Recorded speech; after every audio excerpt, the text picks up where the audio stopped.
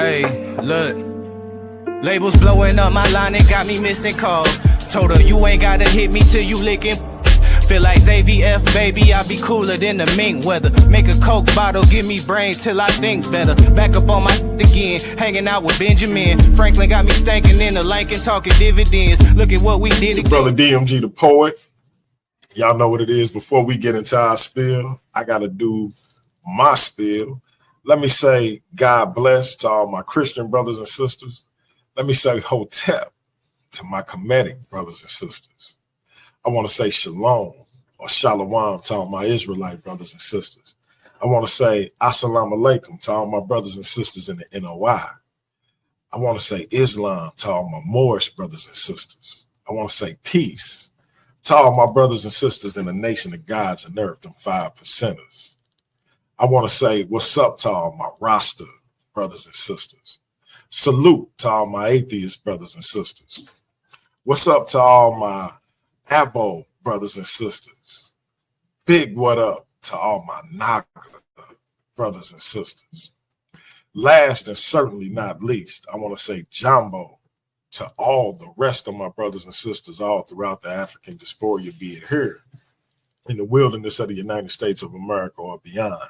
Y'all know I say that greeting for one reason and one reason only. It's because if you black, I'm with you.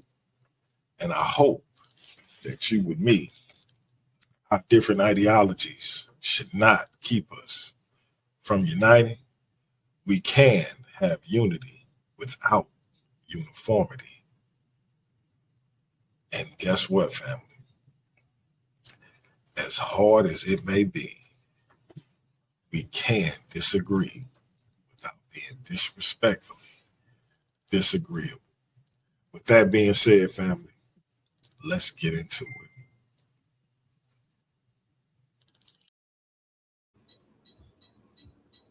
All right, y'all already know that was DMG's, his wonderful greeting to all of our people. All right, but guess what? I'm Captain K of the ISUPK, Captain the Gog above the ISUPK by the Commanding General YAHANNA, and we are going to talk about this Black identity crisis that we are suffering from here in America. We've been suffering from it for a long time, right? It's been an extremely long time. And now, since 1969, under Commander General YAHANNA, guess what? We found our way. We found who we are, okay? We know who we are as a people now. You know, you're not just Afro-Americans, you're not African Americans, you're not Africans, you're not Americans, you're not Negroes. Oh my God, they put all the labels and all the names on us except for the right one. Why? Because these people turned around and worked together to turn around and destroy that name, right? And who the identity actually belongs to, right? Here we are. I can't, since I got into truth, right? Once it was broken down to me, you know, our identity and who we are, right? I turned around and I was like, man, this makes a lot of sense. This makes a lot of sense. The Bible actually makes sense now. Because I remember reading it before I came into the truth, and I used to do this when I was scratching my head because I didn't understand it, right? You couldn't ask the pastor nothing. He wasn't going to tell you a goddamn thing, right?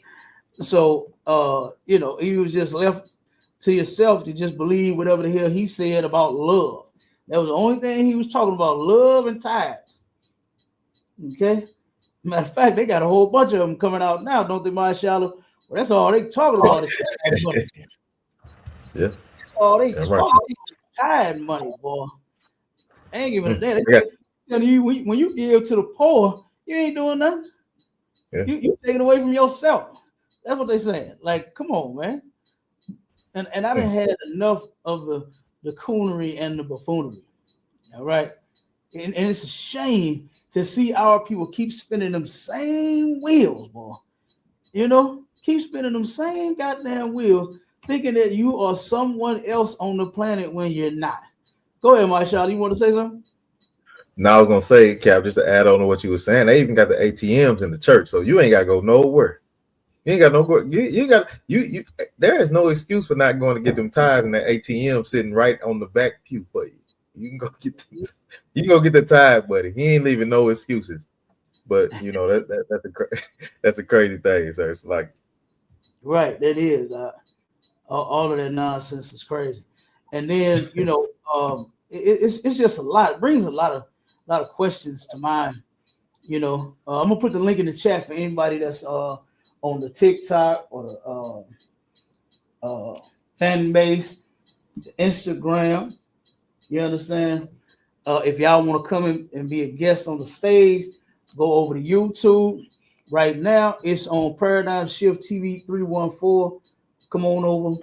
All right, click that link in the chat. Come on the stage and let's get it. All right, I'm gonna post it in there again.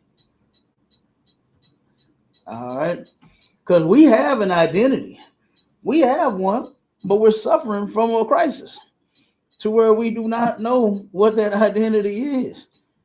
We have no idea. Mashallah, if you ask a brother or a sister, a black man or a black woman, what's their nationality? What's like the first answer you're gonna get? Give me some of the answers you're gonna get.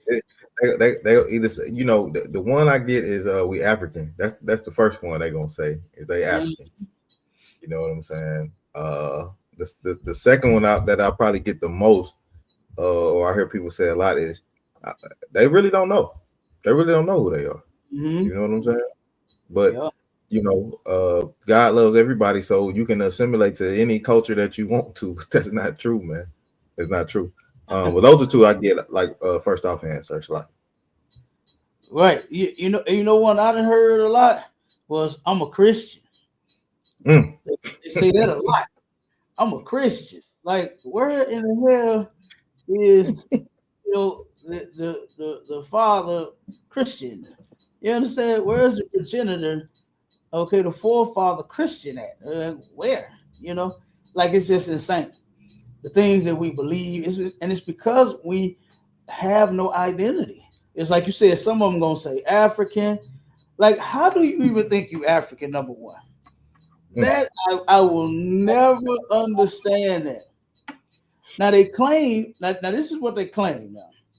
They claim that we are Africans, right? And they split us up, right? So they got the Africans back at home, and then they got the Africans over here in America. And this is what I've heard before from brothers and sisters trying to claim that we Africans. And it made no sense. They turned around and said, well, see, we've been messed up here. We've been separated from them for so long, so they don't even feel like we family. How? It's only a one-way street with them. It's only us begging to be them. You get what I'm saying? Like you don't see them begging and longing to be one with us. You don't see them saying, you know what, brother Ubulu, come. You understand? We are family. You don't hear that. I haven't seen it. All of the Africans that I ever met, the ones I didn't even did business with, already said we are not the same people. And they know we not. You're the only one that, when I'm saying you're the only ones that don't know. I'm talking about black people. Right. I'm talking about us. We are the only ones that do not know who the hell we are. You about to say something, Michelle? No, sir. I'm agreeing with you, sir. I'm disagreeing with you. Okay.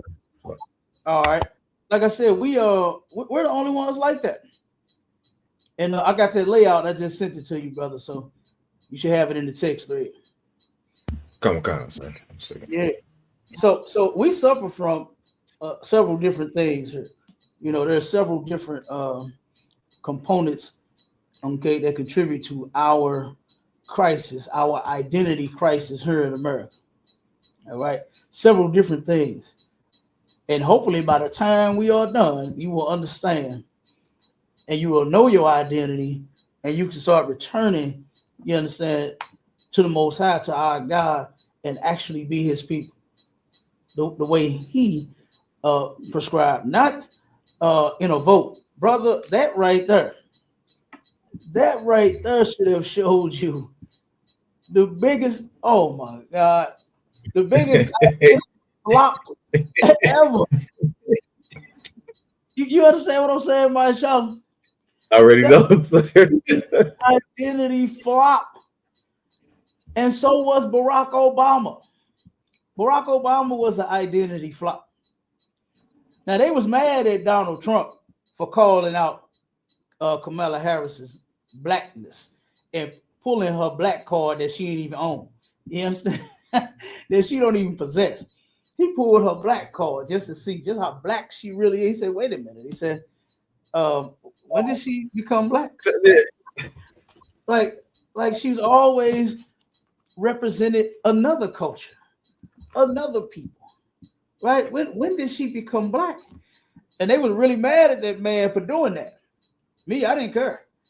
But when I looked it up and found out that she was not black, I was like, whoa, what is wrong with our people?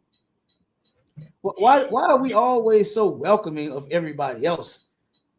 Letting them come on in, claiming Bill Clinton, he was black because he smoked weed and he got some fellatio, right? That's why he was black. Gave him a black. Like I said, played the saxophone too now. They played the saxophone. Okay, forget like he was he was like Kitty G with the saxophone. Okay, man, come on. You know, we got all of this nonsense about all of these people being one with us, right? When they're not. And we don't even know who the hell we are to begin with. Right. This is why we're so welcoming of other people with silly nonsense like that. Because a man likes fellatio? Are you kidding me? Like, come on, man. Come on. Like, stop it. Because he plays the saxophone? Because he plays an instrument. Brother, I played the instrument. I played the sax in school. You understand? When I was in high school, I played the saxophone. And guess what? It was white people sitting next to me that played it too. So that made them black. Right. Because I knew how to jam on the saxophone. And they did too. Like, stop it. Like, stop it. Okay? So first off, we're going to turn around and read what identity crisis is. And just think of a person that hits their head, right? You ever seen it on the movies where a person turns around and has an accident or something or falls, you know, hit their head and wake up and say, who are you? Where am I? Who am I? You understand?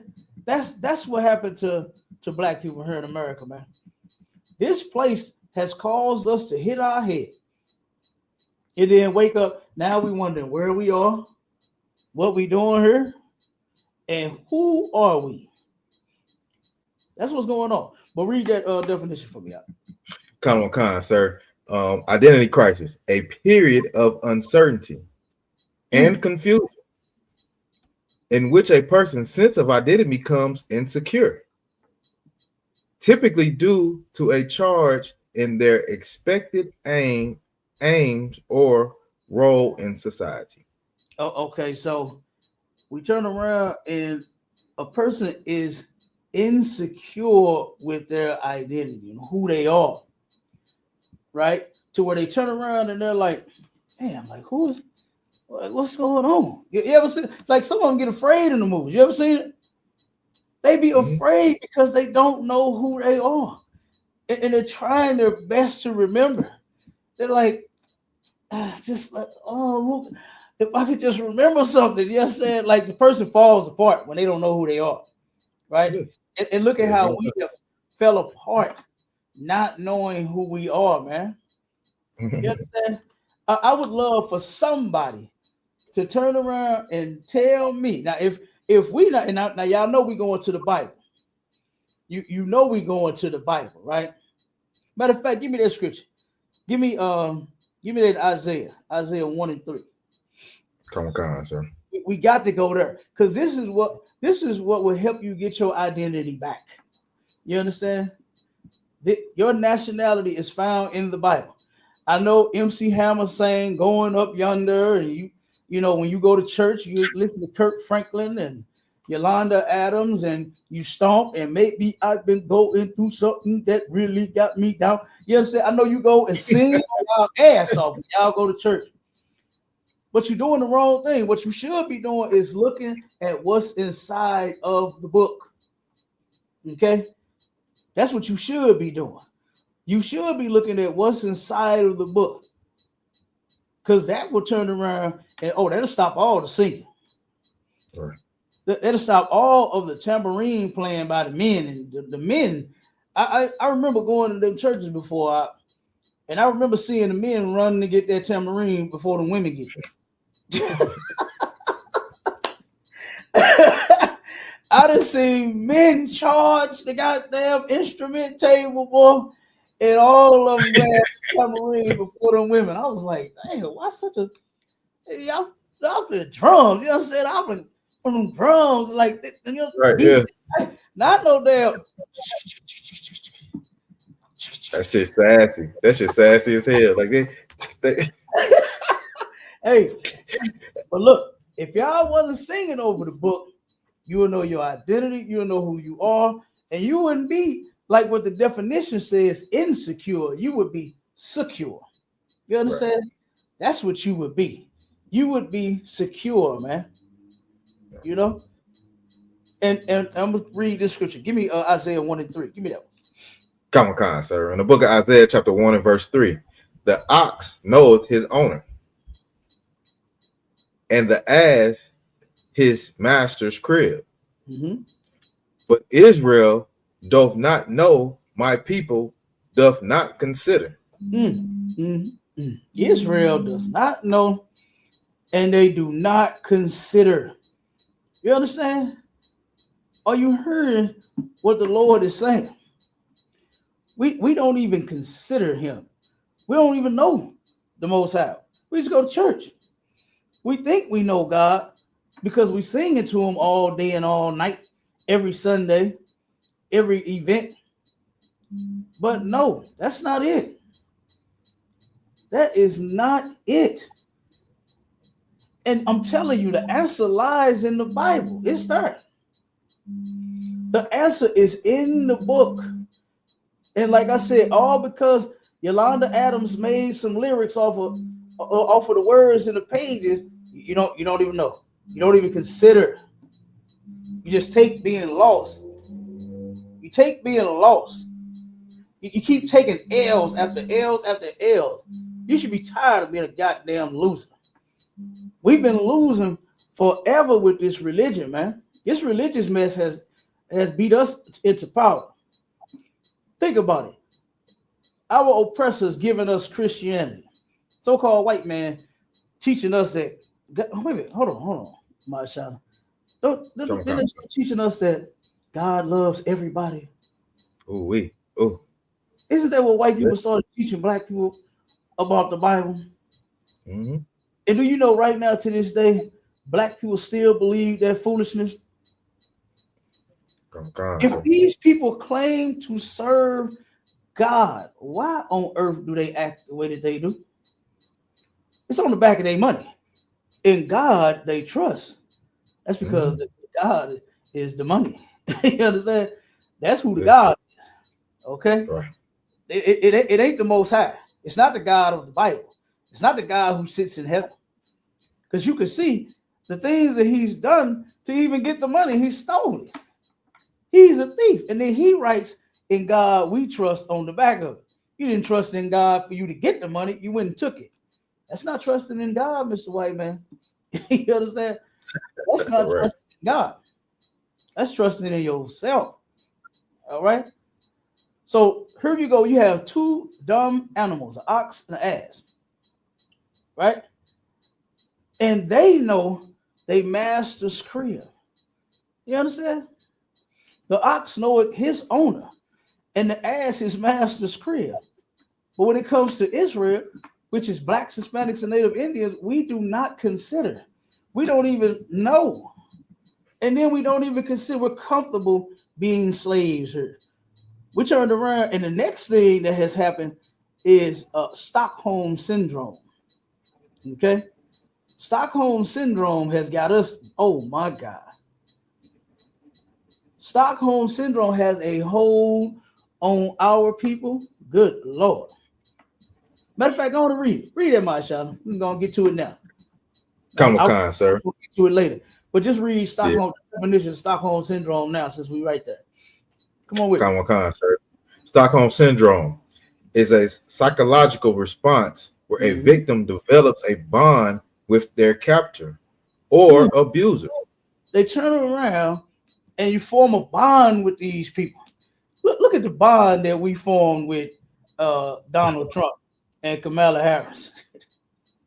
The bond that we have formed with your white boss and your white neighbor and the white people that confront you every single day, that turn around and tell you that they don't like you, they don't love you. You understand? You go around and march and protest and say Black lives matter. White people come and say all lives matter. Well, wait a minute. Wouldn't the Black life be considered inside of the all lives? Like, what's the problem here? What's the problem? Why do they counter and say all lives matter when we say Black lives matter? If all lives matter, when I say Black lives, you should agree with me. You should say, you're right. Right on, Tyrone. I'm with you, buddy. That's what you should say. Not turn around and get mad at me and be ready to unalive me. You understand? Like what they do. Like what they are known for. Like what they are notorious for. You understand? But that Stockholm syndrome, we turn around and now we have formed a bond with our captors and our abusers. Right? This is another addition to why we suffer from this Black identity crisis, because of this right here. When we were taking on them ships, we should have never formed a bond with these people. Keep reading that, Masha. There's some more now. Comic-Con, sir. It says it can occur in a variety of situations, including hostage situations, domestic violence, and child abuse. And guess what? We've suffered from all of that at the hands of our oppressors. Right? We have suffered from all of that. No doubt. Okay? The child abuse, a hostage situation, violence, all of that. Right. You understand? At the hands of these people. Right? At the hands of the people that you voted to help you out and get you together. And now you disappointed another election. Yeah, like this is crazy. I sit here and watch my people go nuts, right? Yeah. About voting. I watch the drug addicts here in St. Louis argue about the presidency. You understand? About the election. I watch drug dealers and criminals. You understand? I watch weed heads and crackheads argue about the president here in the city of St. Louis, huh? And who's going to be the next president? Who's going to oppress us? Who's going to do anything for us? I'm sitting here like, what on the hell are you brothers talking about? What are you sisters talking about? You are confused. And something is wrong with your head. Because goddamn, none of them are going to do anything right for us. Like, come on, man. So it's crazy. So if I could, sir, Salaki, if I could. Go ahead, come on with it, Marshall. If I could add in, you know what I've been kind of sitting back and listening a little bit. I've been kind of sitting back and listening. And anybody that bring up anything that has to do with reparations, Black people will vote for them. All you got to do is mention it. You don't have to go into no detail. You don't have to say, well, this is what I'm going to do to make sure y'all get reparations or anything. They don't say none of that. They'll say, well, I think y'all do deserve reparations. And the whole world does. You know what I'm saying? But why we can't get it? But you can send billions over to Ukraine to drop bombs on each other, blow each other up, and do all that. You know what I'm saying? So that's just crazy to me, sir. You know what I'm saying? It's a lot. Yeah, they do. Absolutely. And then to the brother Timotheus, you can click that link in the chat, brother, and come on up and put it again, put it in there again. If you want to come on stage, you understand? Because the brother's comment says, I'm confused. The white man gave black people Christianity, but it's the same book. So it's more of a perspective thing there. Here's the thing, brother. The white man gave us Christianity, which is nowhere found inside of the book. Right. Christianity has absolutely nothing to do with the Bible. All right. Christianity is a false religion. Okay. And it has nothing to do with the book. All right. So, like I said, if you want to come up on the stage, we can have a discussion. All right. And Officer Bond in the building. Shalom. Shalom. What's going on, Word? Damn right, mighty man. Super fly. It's super fly. Okay. So read a little more of the Stockholm syndrome, bro.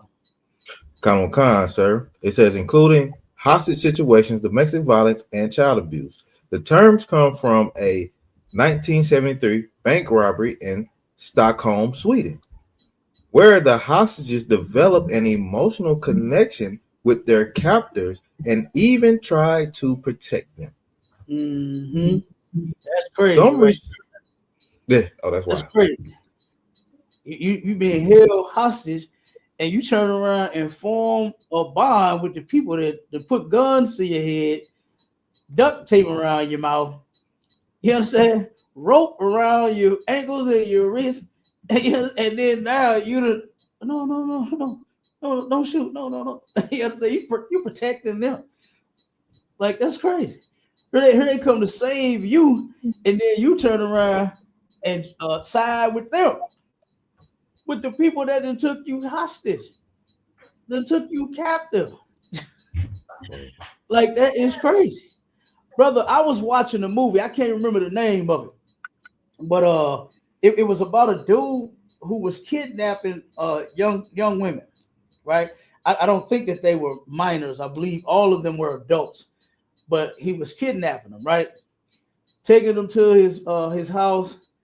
He would torture them, so have them there for weeks at a time or whatever.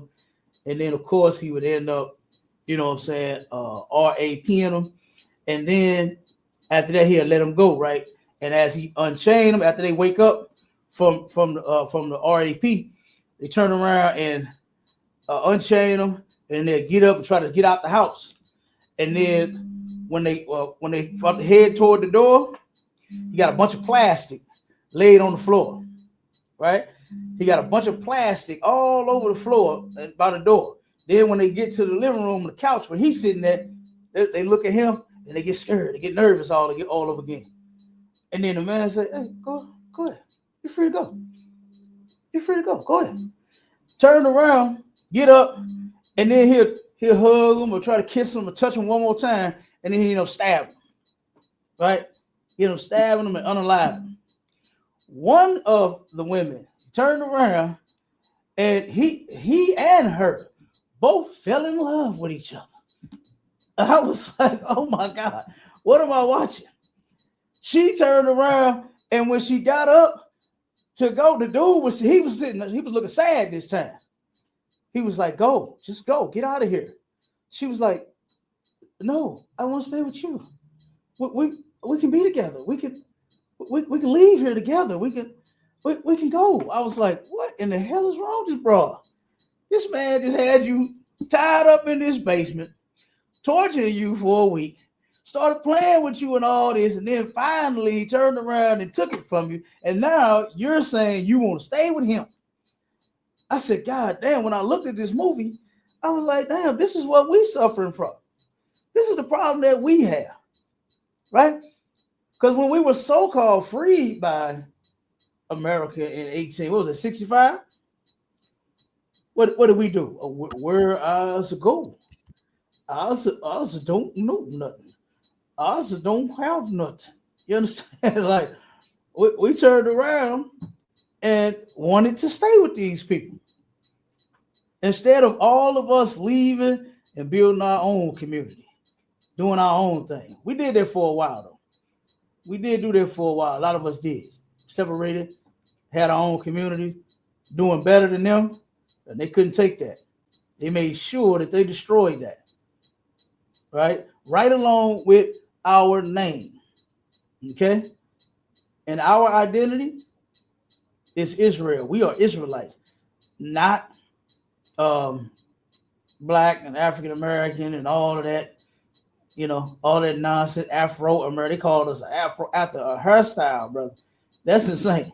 They just said the hell with it. They named after they hairstyle. Like, that's incredible. Okay, so but we're gonna get to some scripture, but this is what happened right there when they tried to help those people that was taken captive in that incident back in Sweden. They ended up trying to protect the people that took them captive. Right? That's crazy, sir. Those people suffer from what they call Stockholm syndrome.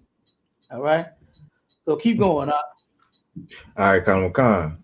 It says they were hostages and developed a emotional connection with their captors and even tried to protect them. Some researchers believe that Stockholm syndrome is a survival mechanism that helps victims cope with trauma or abuse. Stop right there. Right? This is what our people are using to try to cope with the abuse that we have been suffering here, the physical and the mental abuse that we suffer from here. You have brothers, even sisters and brothers, even crying about this election. They are sad, sad, sad. And the only thing they know how to cope is, guess what? Well, if we got Kamala in there, how we got Trump in there. Neither one. The white woman or the white man, she's not Black. That's like what could say. Go ahead. So you know what? And when it comes to that what you're talking about the election and Black people and stuff like that, it's so much aggression on both sides. You get what I'm saying? Because the woman is saying, hey, if you ain't did this, if you ain't did that, if you ain't vote for no woman, you out of here. You know what I'm saying? Mm-hmm. And the man on the same side, look, I'm taking control of this house again. Why does it have to come to this elections for you to even be able to do any of that? It doesn't make any sense to me. Right. You know what I'm saying? If you're a man of the household, do your thing, run your household. If you're a lady in the household, do your thing as a lady and do your thing that lady's supposed to do in the household. Why does it have to come to two oppressors going back and forth that don't care anything about none of y'all households? They don't care nothing about it. And now y'all in an uproar fighting against each other. So like you, sir. I mean, it's just a crazy thing to me. Yeah, absolutely. But to the brother Timotheus in the chat, he said it has nothing to do with the Bible. He's asking that as a question. But they outright teach from it. It's just confusing to me is all. And that's what I'm trying to let you know, brother, is Christianity is not found in the Bible. They're not teaching from the Bible. You understand? I can hear my little nephews and nieces in the background. Somebody background loud. All right, I don't hear them now. Somebody on mute now. Oh, them off Sabaki. I just think that's all right. Just let them talk. Don't let them talk too loud though. We love our kids in the UPK. Damn right. Damn right. Yeah. Time to come. Yeah. So here's the thing. You got the captor, and you got the damn abuser, and oh my God, you got this animal that has taken this people captive, right? And then they turn around and form some type of, oh my God, sick and twisted relationship. Our eyes should have been evil toward these people all day and all night, the same way it was towards us. Their eyes were evil towards us all day and all night. I watched another movie. It was Antebellum. Go and watch that movie. It'll confuse you a little bit when the cell phones start ringing back in slavery. Hey, that's all I'm gonna say. When the cell phone ring in slavery, in the slavery scene, you're gonna get confused. Okay, but it was a good movie. But in this movie, you can see that syndrome. You understand? You can see that syndrome in some of them, you know, and you can see others that wanted to be free, right? You can see some of them that wanted to be free, and some of them that turned around and said, you know what, man. And I'm gonna tell you one. I'm gonna give you one scene. It was one sister that couldn't take it. She hated it. She hated slavery. She couldn't take it, right? She was a light-skinned, pretty sister. I'm just telling you this for the movie because I like them all. Light, dark, hella black. It don't matter to me. You know what I'm saying? I love them all. I don't have a complex when it comes to damn right, Cap. You know what I mean? You know what I mean? Hey, I ain't got no preference like that either. Dog. Hey, look, Hey, long as it's a sister. You understand? Yeah. I'm with you. Okay. So I'm just telling you that she sister's light skinned. I'm just telling you the part of the movie. You'll see it.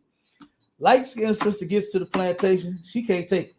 She turned around and tells the dark skinned sister about how much she couldn't take it. The sister telling her to be quiet and follow the rules and all that kind of stuff because there wasn't no talking in the plantation.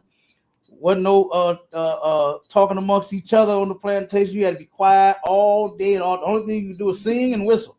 That's it. That's all you can do is sing and whistle while you was picking a cotton, right? And turn around.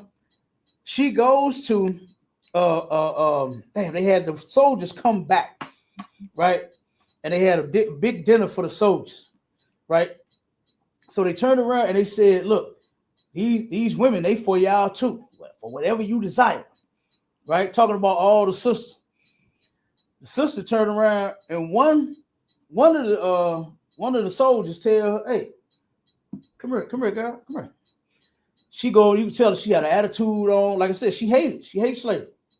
She got an attitude on. She like, so she go over there, and one officer tell the other one, he said, you're a pretty old girl, ain't you? He said, ain't she, man? Look at her. Ain't she pretty? He looking on, acting all shy. Oh, yeah, she sure is. Sure is. Yep.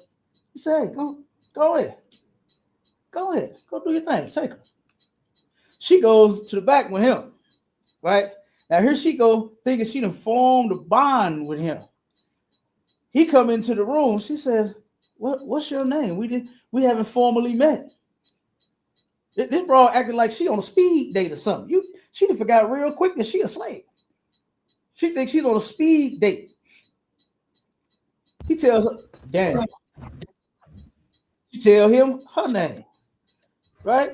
She sit down to talk to him. She said, a man has it's been such a long time since I had a man be this nice to me and say such kind words to me, saying that she was pretty, right?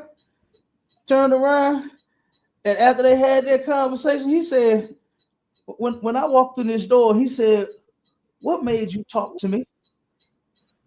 She said, well, I could just tell that there was something special about you, like you're different. He turned around, he said, yeah, he said, I'm the same as any other Confederate man out here on this plantation. Smacked the hell out of her, started beating her up, kicked her in her stomach. I think she was pregnant. She ended up clutching her stomach, right? Real tight.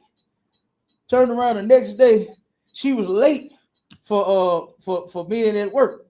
Now the head knew that she went off with the one soldier, right? He said, look, he said, I'm gonna forgive your tardiness today. He said, but don't let it happen again. He saw her face all beat up. She halfway walked straight. And then when she got to start picking the cotton, she started bleeding everywhere. She ended up losing the baby, right? And she ended up losing her mind to the point to where she hung herself, right? But the point I'm bringing out is that she turned around and for 1 second, she forgot who she was and where she was at. She thought she had formed a bond with these people. You understand? She thought she formed a bond with Daniel. And Daniel let her know right off the flip that I am as Confederate as any other man out here. So what does that mean? He said, I hate niggas just like every other white man out here. That's basically what Daniel was telling her. And Daniel beat the snot out of that sister too, huh? Mm-hmm. Beat the snot out of that sister. Yeah. Okay. So the point is, don't forget. Don't try to get comfortable here with these people. I pulled this scripture out earlier that this is not your rest. We should not be trying to rest here. We should not be trying to get comfortable here. We should not be. What's that old silly nonsense in the black community where you what did it say? You keep your friends close, but your enemies closer. How that go? Yeah, I don't. Yeah, that's it. Keep your friends close and your enemies close. That is wild. Something like that. Something ridiculous. It's like that. Go ahead. I know Officer Bond was trying to jump in. Go ahead. Oh, okay. Okay. Go ahead. What'd you say, Bond? Sir. Go ahead, Marshall. Yeah, they come on, con, sir. The water. Yeah, that's what they say, sir. Keep your friends close and your enemies closer, man. That is a psychological problem that you have right there.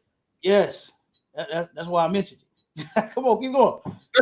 That's a psychological problem because you think to keep your enemy, somebody that's that's your enemy, and you want to keep them closer than a friend, than somebody that can, like, that's a psychological thing, sir. You know what I'm saying? I'll let you break it down even more, but I've never got that when they said that. You know what I'm saying? Keep your friends close and your enemies closer. Mm-hmm. It just didn't make a whole lot of sense to me. And then especially if you been like in the hood, in the neighborhood and stuff like that, like that, it doesn't make any sense. Why am I watching my enemies? You know what I'm saying? You should supposed to keep them way far from you. Right. You know what I'm saying? So it's great. Salaki, if I may. Go ahead, Amar. Hey, what the officer bringing out is heavy, to the point where we gotta point the finger at these other religions, man. There's people off in these churches, man, who always coming up with these sayings, man. You know what I'm saying? These vain janglings, man. That's exactly what they is. That's what the Bible calls them, vain janglings, man. It's absolutely nothing what you're saying. There's no type of anything that would benefit our people with these sayings. You know, but yeah, still they coming up with them all the time. It's like something that is definitely something that is non-beneficial for. Yeah, the brother keep going out. This thing keep going out. Real quick, because he was getting somewhere too. He was right. The brother Timotheus he stay confused. He don't understand. He said, just come up, man. Yeah, all you gotta do is you gotta do. Absolutely, but he says she not black, but you just said we are not black. So is being called black the issue or not? I'm so confused, brother. You are very confused. You are very confused. I'm talking about different prices that we're suffering from. You understand? And I'm saying that she's not a black. She's not one of us. That's all I'm saying. And of course, we call each other black. There's nothing wrong with us saying, "Hey, what's up, black man?" I done did that when I was in the world. Brothers used to walk up to each other. "What's up, black man?" You know what I mean? Nothing wrong with that. Nothing wrong with that. The Bible even says that we're black. So there's nothing wrong with that. But the thing is, we don't know our identity, brother. That's the point that I'm making. I didn't say no was wrong with calling each other black. You understand? Nothing wrong with that. But we don't know our identity. That's the whole point. And that's what we're about to get to. So yeah, if you won't come up on the stage so we can have the discussion, so we ain't got to keep reading these comments, brother. And then he said, if you don't watch your enemies, you'll never see the bullet coming. How about you learning to do what the Bible said, right? How about you learn to do what God said do about your enemies? Give me Ecclesiasticus 6:13. Because I don't know if you know, brother, watching your enemies, monitoring your enemies is not an easy task, brother. I don't know if you've been here in America. I don't know where you're from, but watching these people has been hell on earth. Like, what are you saying? Give me that, brother. You want the book of Ecclesiasticus, chapter 6 and verse 13, sir? 13. Come on, sir. Separate thyself from thine enemies. Read it again. Give me the address. Give everybody the address where you at. The book of Ecclesiasticus, chapter 6 and verse 13. Mm-hmm. Separate thyself from thine enemies. No, do like what the brother Timothy said, is watch your enemies. What is that? Separate thyself from thine enemies. Separate thyself from your enemies, man. Not sit close to them and watch them and monitor them and wait until they shoot you, because that's all that's gonna damn happen. That's all that's happening. You're not monitoring them and you're not doing a goddamn thing about it. All of your watching is a waste of goddamn time. We could be doing something more productive, like coming together with each other, versus monitoring them and all the evil that they do. We should know by now that these people are inherently evil. We should see by now that these people are not going to change. You've been voting for the change for so long, and it still hasn't happened. You've been begging for the change for so long, and it still hasn't happened. You've been begging, hands up, don't shoot, and they still blow your goddamn head off. You said, hands up, don't shoot, and you still get shot while you're monitoring, while you're watching your enemies. One of the brothers came here, one of the founders, I forgot the brother name, of the Black Lives Matter movement. When he came here, he was marching around, hands up, don't shoot. And a short while after that, they found that brother unalive in his damn car. Who did that? Hey. The very people that he was begging not to shoot. The very people, the government, the military that they sent out there, that's who did that. That's who did it. So what is watching them gonna do? What is monitoring them gonna do? Like, that's crazy. Me, I'll obey the Lord. That's what I'm gonna do. And he said to do what, Marshall? Yeah. Separate thyself from thy enemies and take heed of thy friend. Separate thyself from thy enemies. And do what? And take heed of thy friend. And take heed to thy friends. My friends are blacks, Hispanics, and Native Indians. I'd rather be around them all day. Us come together, Right. and be people and be family versus monitoring white people all goddamn day and all night. That is insane. That's the point that we was talking about. That's the mental issue that you have. You're sitting here monitoring your enemies, and meanwhile they still unaliving you. They still oppressing you. You voted for them. You monitoring. You watched the damn campaign. You watched the election, and they still sending out racist text messages the very next day, talking about you have been chosen to be a slave again. Newsflash. We ain't never been freed from slavery. They turned around and took them shackles off of your hands and your wrists and put them around your goddamn mind. So much so to the point to where you don't even want to leave. You don't even want to go nowhere. A sister said today in that video that we played, she said, we're going to make America great again. How are we going to make America great again with Donald Trump in office? I said, whoa, she really think it's going to be great, like to where we're going to benefit. Like, stop it, man. This is crazy. So the brother says, so you think being aware of your enemy means to hang out with them? Brother, I just said we are aware of white folks are evil, man. We know that they're the enemy. They tell you that every day. They won't let you live it down. They claim we all bleed red, but we still don't get treated like we all bleed red. They just can't wait to see us start bleeding out. That's it. That's it. So, like I said, ain't nobody saying don't watch for them, brother. If somebody is in your bushes and you just stand there, oh man, never mind that, and continue on. Look, Lord will, I get to up that iron first. If somebody in my bushes, boy, they gonna get dealt with. You understand? I'm like Goody Ma, who that peeping in my window? Pow, nobody now. Ain't nobody say don't be like that. No, ain't nobody say don't be like that, brother. Ain't nothing wrong with you holding down the fort. You understand? Ain't nothing wrong with you defending yourself. But the point that we make it is that their mentality, that saying, keep your friends closer, your enemies closer. That's nonsense. We need to separate from these people. We've been here, we've been close to them. We live in their neighborhoods. And it still, you understand, hasn't done anything for us. Still hasn't helped us in any type of way, man. You know what I mean? You about to say something, myself? Go ahead, Adam. I was just agreeing. I was just agreeing on when you was talking about if you see a oppressor in the bushes. Look, I ain't trimmed my hedges in a long time, but if I catch an oppressor out there hanging out in them bushes, it's time to trim the goddamn hedges. Hey, damn right, my Charlie. You say it's time to trim them hedges, boy. I'm telling you. It's time to trim the hedges, man. Lord will, he go play with somebody else and not this Yeah. way. Yeah, you came to the wrong household. This the wrong one. We serve the Lord over here, man. You came to the wrong household, brother. For real. Yeah. So like I said, man, it's just crazy.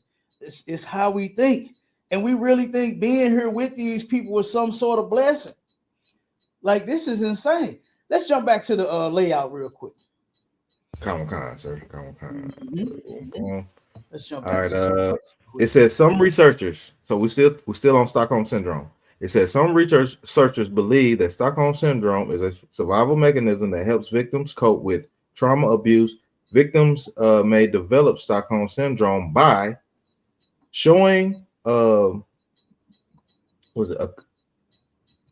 compliance and gratitude to mitigate further harm. Okay, so what that's doing is you know how black folks, how they act on the movies, right?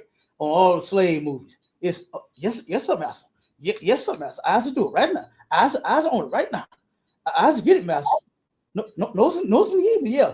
I have to get it. I have to do it. Right? Because you know that whip coming, you understand, seconds after that. So you think being in compliance, right? And showing gratitude for these people is gonna stop your back from getting cracked. But guess what? No, it's not. It's not. You go and do all that they tell you to do, they still gonna crack that whip. Still gonna do. This is Stockholm syndrome. Keep going. Come on, sir. It says rationalizing the abuser's behavior. Rationalizing his behavior, saying, "Well, yes, master just had a bad day. Master has all of us slaves to look after. He can't do all of us at once. So master got he got a lot on him. You understand? That's what that's talking about. Well, you're trying to make sense of this man abusing you. There was nothing that you can rationalize about slavery. They turned around and beat our women if they drop eggs. Here we are responsible for making them breakfast, lunch, dinner, and they snacks in between. You know how they like to eat, right? Yeah. And if you drop an egg or something, I'll be there. If the eggs or the meat is burnt a little bit, you understand? Whatever it is, you getting cracked with that whip. Right. Then they turn around and pass laws. They passed laws and said, "You my property, gal. Get in that bed," and turn around and take your body. You see it on the movies all the time. That goddamn bird kicked that door open, and she know what time it is too. When the door get kicked and fly open, she turn around and you see the grab her clothes. No, please, no, please. And she begging for this animal not to touch her and take her body. What does he do? He do it anyway. He stick a paper in her face. Gal, I own you. They passed a law, made it lawful for white men to rape our women back in slavery. And for the life of me, you join the same religion behind these people? You join a religion?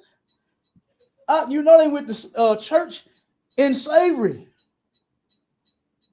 They went to church in slavery. Do you actually think this animal and you serve the same God? This man don't seem God less to you. When he woke up one day, had an argument with the missus, and then sold your whole family, all of your kids. Right.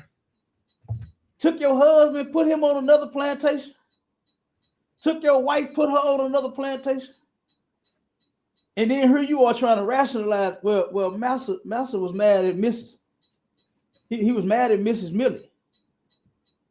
So that's why I ain't never seen my children in about 15 years. Like, come on, man. And you go to church behind this? You join these people? You want to be one with these people? You think God loves everybody? You think Jesus is coming back to save everybody? Like, come on, man. We're suffering from an identity crisis. And it's because of this right here. Okay, real quick, let me read through this so we can I'm gonna let you speak. It says, interpreting kindness from the abuser as love or affection. Oh my God. So just one day, because Master gave you some shoes, not so that you could turn around and just have some nice kicks, so you can have the latest Air Force Ones. No. So you can have the latest J's on your feet. Oh, so you can get out there and pick that goddamn cotton 16 hours a day like what you was doing. They say slaves work 16 to 18 hours a day. That's why he gave you shoes, but you actually thought that the master cared about you. That's what you thought. All right. So we'll save the next one for the next run. Go ahead, Marshawn. Nah, Cat, what I wanted to add on with what you were saying and how you was kind of breaking that down as far as us going into slavery and us, going through slavery and stuff like that. It reminded me so much of our brothers and sisters, our Israelite brothers and sisters coming across the border, because in slavery. Hey, Marshawn. Can you hear me, sir? Yeah, 1 second. Hold it down. I gotta do something in this hall real quick. Okay, come on, sir. Go ahead. I got you. Keep rocking. Okay. Yeah, so what I was saying is like it's a crazy thing because it reverts back to slavery for me. You know what I'm saying? And you know what I'm saying, when it's correct, brothers and sisters, man, they're still taking these brothers and sisters out of the home of the children. And that was a main goal, to do it for blacks, for black people, man. They did the same thing, man, and they're doing it all over again, man. It's just repeating itself over and over and over again, man. So it's just the same thing, man. It's nothing different.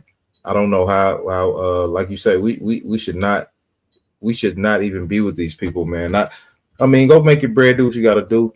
But when it comes to actually putting your love and your trust with these people, man, nah, I wouldn't even do it, man. Y'all run from that, man. So now that we'll keep it rolling. Boom, let me see if we got anybody else on trying to come on or whatever. Boom, boom, boom. All right, yeah, we'll keep rolling. All right. So let's go to the book of John, chapter 8 and verse 31. I thought it was Cap. It says, then Jesus said to those Jews, he's talking to the Jews, he's talking to a certain people. He's not talking to everybody in the whole world. He's only talking to the Jews, man. He's only talking to them. You know what I'm saying? It says, and Jesus then said Jesus to those Jews which believed on him, if ye continue in my word, then are my disciples indeed. You know what I'm saying? And 32, it says, and ye shall know the truth, and the truth shall make you free, man. And that's a heavy thing that Christ gave to them right there. Because you shall know the truth, man. This is your identity. The truth is your identity. He's giving you the truth. Know who you are, because it's been stolen from you, man.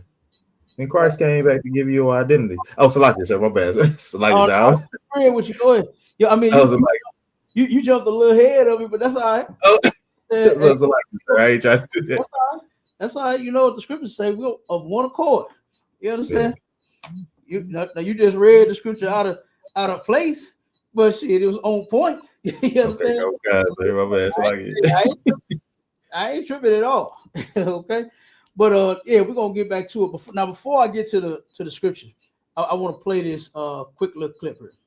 All right, and I want to show, because I got the religion, right? What ended up happening to us in slavery is one reason why we're bouncing all over the place trying to find ourselves in everyone's culture, in everyone's religion, right?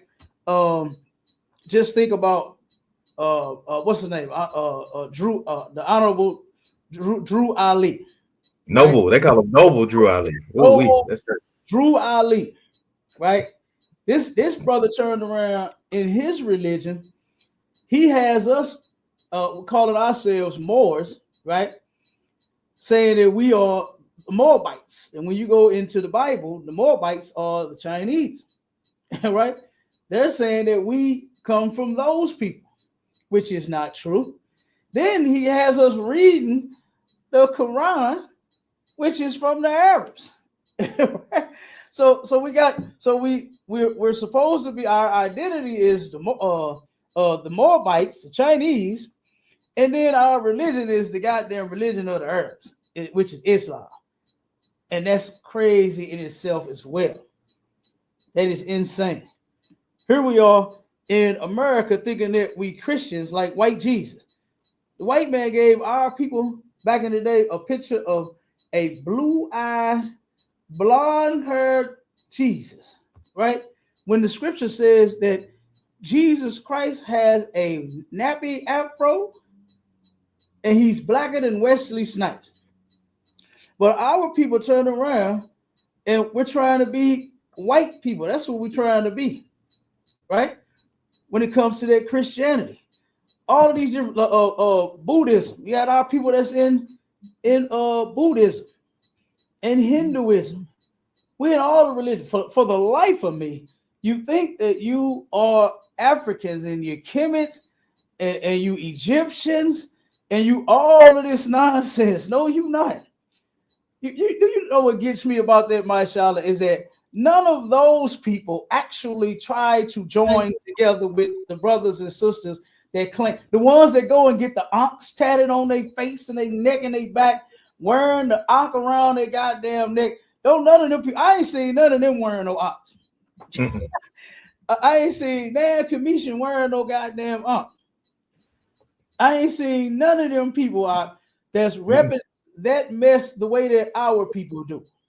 Right. Why? Because we are lost. Yeah. We are lost. We are without a shepherd. That's what the Bible calls it. We are sheep. We are people that just has to be led. And we are without a shepherd, man. But I'm going to show you what ended up happening to us in slavery, right? Let me show you. Let me play this this quick little clip. I know everybody know the movie Roots, right? They could not help themselves but show us this movie. Boy, I damn near remember how many DVDs this damn thing got out. It got about 12 DVDs. Yeah. It made me watch the movie in class so goddamn much. Yeah. I almost memorized the damn movie. And they give you popcorn too. They give you popcorn so you can sit back and. Yeah, they did. They gave us popcorn, rolled that goddamn big ass TV before they had projector. Look, I'm telling my age now. Before we had the projector screens and before we had the goddamn flat screens and all of these screens they got built into walls and schools now, they turned around and used to roll the TV in from the hallway. Mm-hmm. And then they'll turn that big old thing on. The one we had, you had to smack it on the back to make it work, had to make it play clear. You had to smack it back. You know what I'm talking about? Once you get it good, smack, back. You understand? It'll come clear. It'll be clear as and they would play this movie, and boy, they made us watch this over and over and over again. One thing that I disagree with Alex Haley about, as far as this movie is concerned, is he still tried to push us off as we are Africans when we're not. We're not Africans. And I'm gonna show you something. I'm gonna tell you something. Once you watch this clip, all right. Let me play this.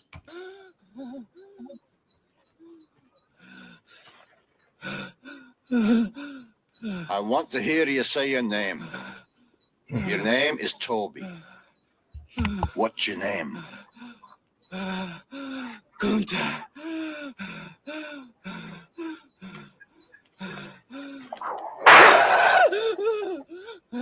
Lord God, help that boy. They're gonna whip him dead. What's your name? Say it. Toby. Who are you? Say your name.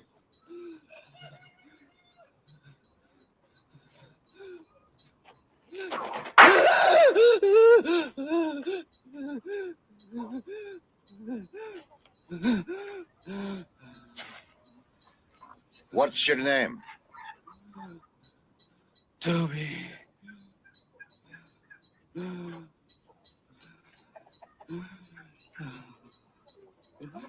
Hi. Say it again. Say it louder so they all can hear you. What's your name?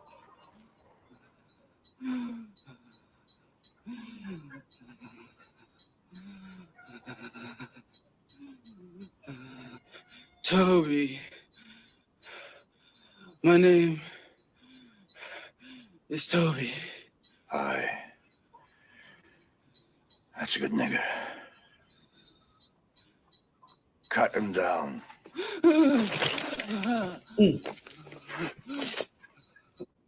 That's a good nigga. Cut him down. Right?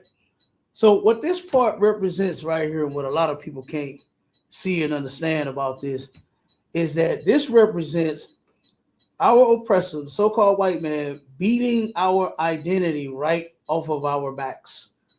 You understand? This man got beat to the point where he said he fought as long as he could. Right. He said it. Says, I am Kunta. And he couldn't take that goddamn whip no more. And he said, Toby. You understand? The brother was sitting there praying for him. God help that boy. They're gonna whip him dead. If I could, sir. 1 second, Warrior. And then they got the brother beating his back. They had the brother doing it. You know, this is how we lost our identity. This is how we don't know the name of Israel anymore. And I'm gonna show you, it's in the Bible. You ready to get that scripture? And then the brother Timothy, is he up on the stage with us? So we give us a second, brother, and we're gonna hear from you. Give us 1 second. But go ahead, my Shala, so we can get the scripture and then wrap with the brother. Yeah, come on, sir. So what I did want to say is it's a kind of crazy thing, like you showing that in the past time, right? And we know we used to watch this movie all the time, you know, coming up in school or whatever, or just being in the household. And the crazy thing about it for me is we still doing this thing in real time, right? So this brother is getting abused for not holding up, for trying to change his culture or whatever. You know what I'm saying? Like, he's getting abused. And people are standing around, not doing anything, not coming to the brother's aid, not doing anything. They so scared of this oppressor, they're not doing anything. And that's kind of what the same thing we do today is when we pull out these phones and not help. You will sit, watch a brother die, get unalived, and not help out. But you'll just sit there and watch, man. It's a disgusting thing to me, sir. Like that is disgusting, man. To sit there and watch that, and it plays out again, like in what we got going on in today's time. So nonsense, like your name. Absolutely, absolutely. They let me see. I was trying to find that clip. Which one, sir? I ain't got it. Okay, let me see. It is when he remember when he said, "My name Kunta." You understand? Mm-hmm. He was trying. Yeah, he said, "I say I'm Toby, but I'm Kunta." Mm-hmm. And he passed that down to his daughter, Kizzy. You know, he passed that information down of who they actually were. You understand? in this movie. Now they didn't say that they were Israelites, right? But I'll give you one who knew, right? It's the woman that they call Moses. Okay, Harriet Tubman. That's one of our brothers, Captain DeBar. That's his I remember that. Yep. aunt. You understand? I forgot how many great aunts she is, right? Yeah. But that's his great aunt. And we got clips of his family. I mean, his family and her family saying that yes, she taught us that we were Israelites. I'm gonna play that clip too, because this is a whole lie that we've been taught that we as Africans back in slavery. Because even when you look up the old postings from like newspapers and when they were selling slaves, they said that they had Negroes for sale. They didn't say Africans. Right. They're right, Cap. Right. You understand?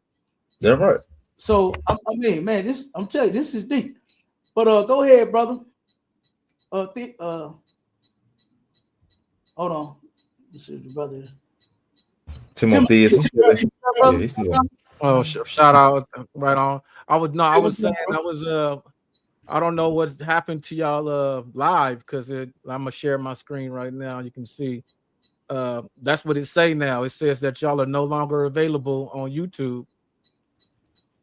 Damn. And when I go to Paradigm Shift site and I click on the live tab right here, it's not showing y'all live. I wonder what happened. I ain't heard nothing. Ain't nobody say nothing. Hold on. I think my family, if they're watching upstairs, hold on, sir. Let me check into it. All right.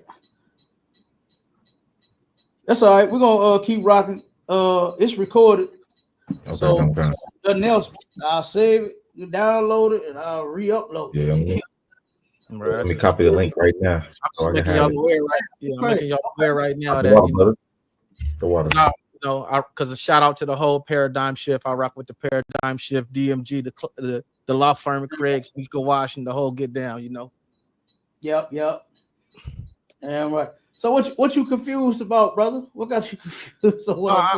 I'm just listening, and it just listening, and it's like you saying one thing, and then you say, like you were saying, we not black, and like with the example earlier with Kamala, and it's like we have this identity issue and this identity crisis.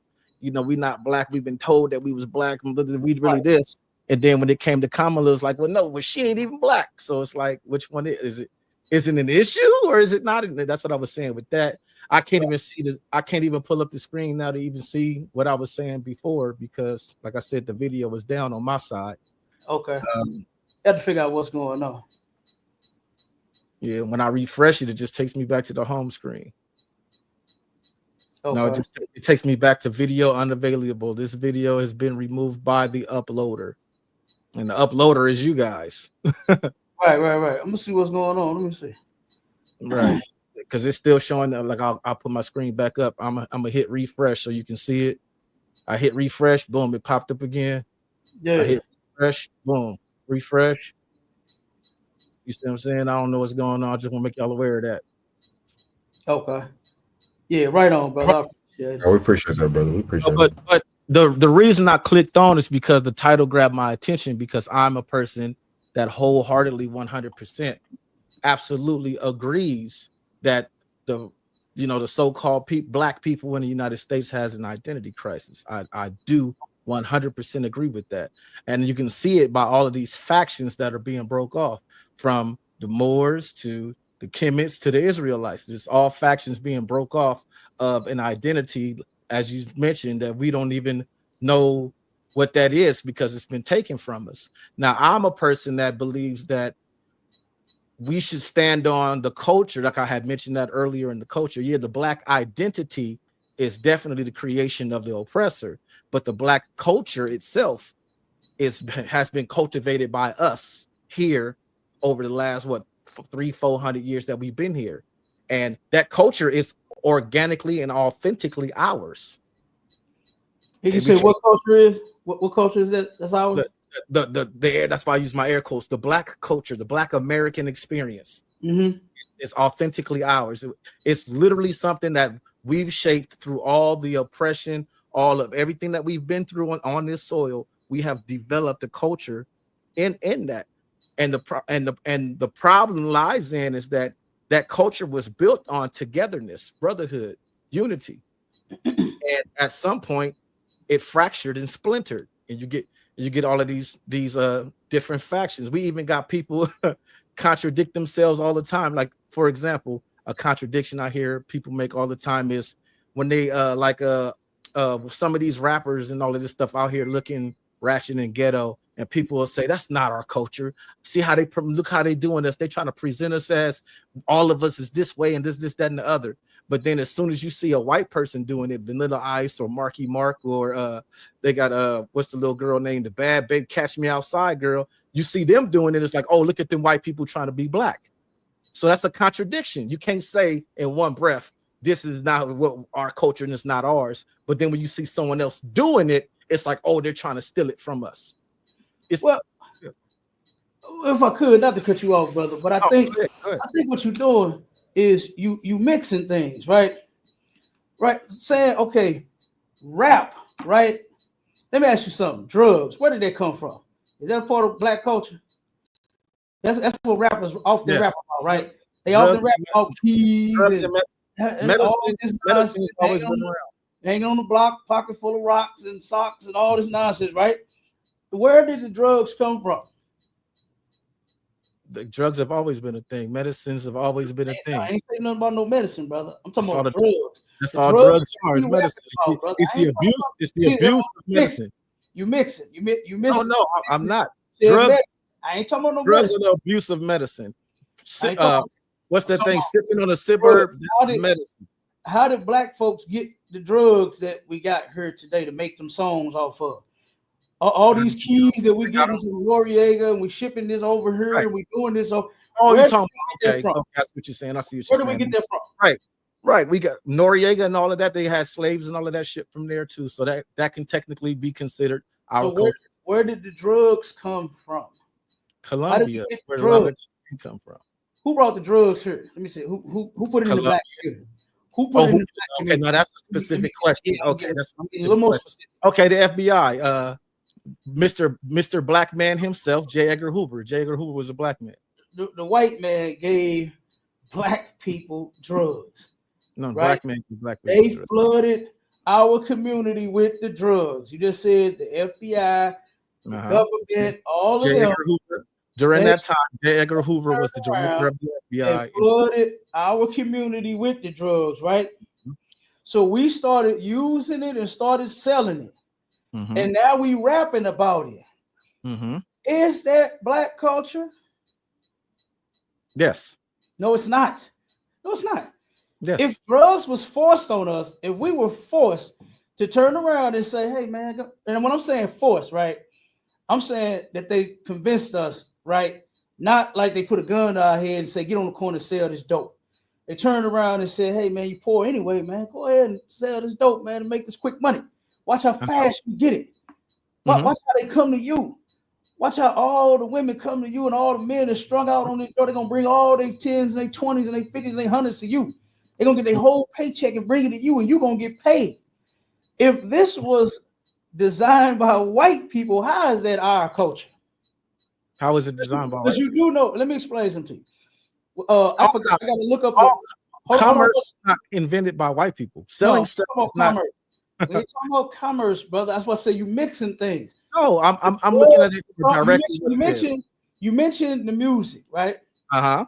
The songs that we sing with our sisters selling ass and shaking ass and twerking and all, that's not black culture. It absolutely is. That's not our culture. Because our music has always been us. Oh, it hasn't always been filthy and disgusting and nasty like what we're talking about. No, it has not. You're mixing stuff. Hold on, just one second. I got you, bro. Just one second. Rock me for a second. I got you. That's not a part of our culture. This stuff has been forced on us, brother. When you go look back in the day, our sisters wasn't 304s and thoughts to the degree of all disgustingness like what they are today. They were not that. You just admitted that the white man flooded our community with the drugs. So here we go. They made this a way of life because they wouldn't give us a job. They turned around and they denied us from every damn thing. It's statistically a fact that when you deny a people of resources and jobs and money, guess what? They're going to turn to crime and drugs. They're going to. And the white man took no matter what race they are. He That took is a true. That's people that sociology was already low, already on the bottom, right? And gave them something else to ease the pain and to come up a little bit. It's like I could, sir. 1 second, word. You can ease the pain or you can come up off of your people, right? That's not our culture, brother. That's not our culture. We took and made this shit like what you're saying, as far as the white girl trying to be black, just simply her rapping and acting like she's us. But the thing that she talking about, the thing that the drug dealers is talking about, that's not our culture, bro. And that's the whole point of what we're talking about is the identity crisis that we suffer from is we don't know who the hell we are. We center and do everything around white people, man. That's why we doing what we doing. That's why we selling drugs, because of white people. Black people didn't sit back and think about it. I can give you the name of the white man who designed what he called Rat Park, where they took and they tested the drugs on mice. And they found out they built each set of rats and they families a community, a house. And they turned around and had the dope house over here. And everybody all the rats ran to the dope house. They'll suck the dope out of the dispenser and then they go home and they tear their house up. They'll go home, beat their family, and the kids, the little mice was terrified of the damn crackhead in the family. And then what did they do? They forced that dope on the black rats. And now we do what? We go to the trap house. Now we rapping about it. This the trap house, the trap house, the trap house.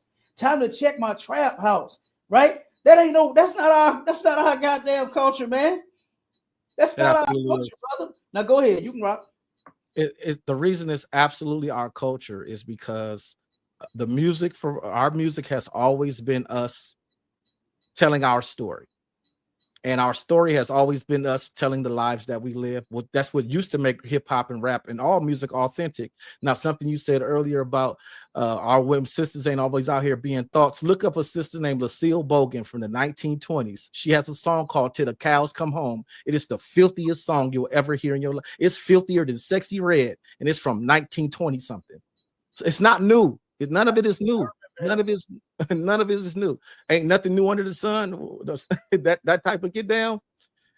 The thing about it is that the reason it's our culture is because yes, it's our culture, but we are a tribal people. I'm sure you adhere to the concept of tribes. Not all tribes have the same customs. So there are factions of us that live a certain way, that do certain things this way. And then there are factions of us that do a certain thing that's that way. And there's nothing wrong. There's nothing wrong with being different. Of this tribe practicing the way that they want to practice, this tribe practicing the way that they want to practice. So that's goes back to what I was saying earlier, where this identity crisis comes in, is that we want to be different, but all be under one umbrella at the same time.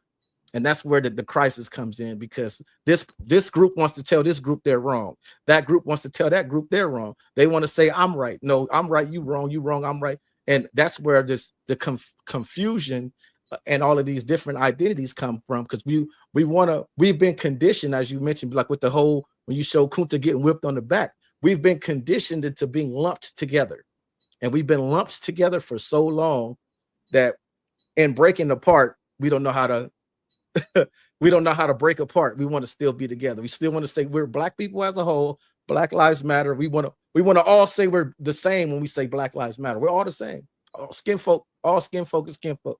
But then when it comes to certain things, it's like all the mixed brothers and sisters that I know, they all got the same story. I was never black enough for the black side of the family. I was never white enough for the white side of the family. So our individual experiences creates these divides because there is no unity. And since there is no unity, it feeds this identity crisis. And I'll end the plane. I heard you, but I just don't agree. You mentioned 1920s, and I think if I recall, I know that song that you're talking about. Yes, it's 1920s. So, but brother, how long have we been here? How long have we been slaves under these people? For hundreds of years, not just a short 1920s, right? Not just in the 1920s. Where guess what? Back in slavery, you do recall that at one point the black woman would fight the master off, right? Try to anyway, when he would come in and try to take her body. You familiar with that? And Yeah, then I'm also familiar that he did prostitution what? been around forever. So thoughting been around. Thoughting is not new. Prostitution is the oldest profession. No. What I'm saying is the point that I'm making is she turned around and after so long she stopped fighting the master, right? And she gave in to him. She would just give it to him versus her trying to fight him off, right? Yeah, self-preservation. I completely understand. No, I don't understand that. No, I don't understand. I ain't with our sisters giving in to nobody taking your body. See, this is the problem that we have right here. Is that what you're displaying right here is you're saying your own ideology. You're telling what's right and what's good to you. In the Bible, we have laws, statutes, and commandments. We have morals, right, on how we're supposed to act and how we're supposed to respond in all situations. And we ain't supposed to self-preservate at all. The Bible says that if a woman does not cry out when she is raped, guess what? She gets unalive right along with the rapist. Because we're not with you going along with it. Okay. I'll give you another example. I know a brother that told a sister, this sister, if we was face to face, she probably would have cried on my shoulder. But she was upset that her man had told her that because she worked, she got off work at about 11:30, 12 o'clock midnight. And her man had told her, baby, it's a lot going on out there in the world, right here in the city of St. Louis. He said, look, if anybody come to you and try to rob you or take it from you, he said, give it to him. He said, I'd rather you come home than rather me put you in a box. This is what the brother said to her. And this sister called me and was in tears, brother. It hurt her to her core that she would want anybody. She said, for him to want anybody to have what's his, she said, it just killed me. That's what she said. Ain't no self-preservation. Fuck that. Somebody try to harm you, you fight or you die right there and there. I would rather that happen than you turn around and have to live. You're in the shower like they do in the movies, trying to wipe the smell off of you, trying to hope that you ain't got AIDS, and you're going constantly getting checked, and you're scared as hell, thinking he's going to rape you again. No, I'd rather you damn fight and die right there. Fight and die and leave your children to be to the whims of whomever is left to the system. That makes better. That's better. That's better. So she's gonna die, and if ain't nobody there to take care of her kids, they're gonna go into the system, and now these kids now potentially risk being assaulted in the system. That's a better alternative. You know what's a better alternative? You know what's a better alternative? Is that it shouldn't happen. Yes, that's the obvious. You know what's a better no, I ain't finna say that. What's a better alternative is my children see me die and they follow their daddy's footsteps rather than being a goddamn victim. Rather my daughters get raped by somebody, I'm gonna tell the person that got the gun, hey man, let me hug and kiss my family real quick before you blow my brains out. And I'm gonna tell them, make sure they do the same thing to you that they finna do to your daddy. That's the problem here, man. That's why we suffer from this. You got that Kunta Kinte and that Toby thing. The only part you don't have is you ain't inside saying, I'm Kunta though. I'm Kunta Kinte, you Toby. You're saying, oh, the children are going to be raised in the system. We already in the system, brother. We already in the system. We already getting unalived by these people. Okay. We already getting hurt by these people. And if somebody going to turn around and come and try to take your body, no, you die. I don't want you to live with that. I don't want you to live. You try to do whatever the hell you can to get that person off of you. There was a sister, and I'm going to let you rock. There was a sister right on the corner of Martin Luther King and Taylor. She got carjacked. She was leaving the club one night. She had a good time with her friends and was leaving the club going home. And she got carjacked in the process. Brother turned around, jumped in her vehicle, put the gun to her head, told her to drive. Told her, this is where you going. Make a left, make a right, turn right here. And they went and picked his brother up. Two brothers is out carjacking. One brother say, look, I'm finna get in the front. He go get in the front, sit next to her, got the gun on her side, telling her drive, turn. Instead of telling her where to go. He turned around and he said, hey, bro, we finna hit this. She bad. That's what the brother say in the front. The one in the back said, man, we still in cars, not pussy. That's what he told his brother. Turned around, he said, hey, I'm out of here, dog. Instead of him getting his brother, he jumped out the car and left his sister in there with that other animal, right? Turn around, and after the brother, he's like, all right, come on, let's go. He telling her where to drive again. The sister got a gust of courage, and she fought that bastard with that gun. And you know what happened?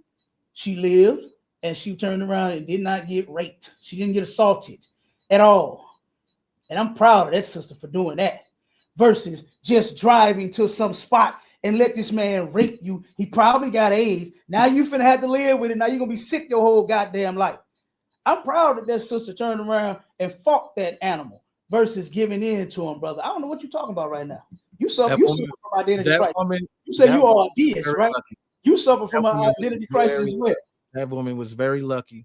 And she was courageous.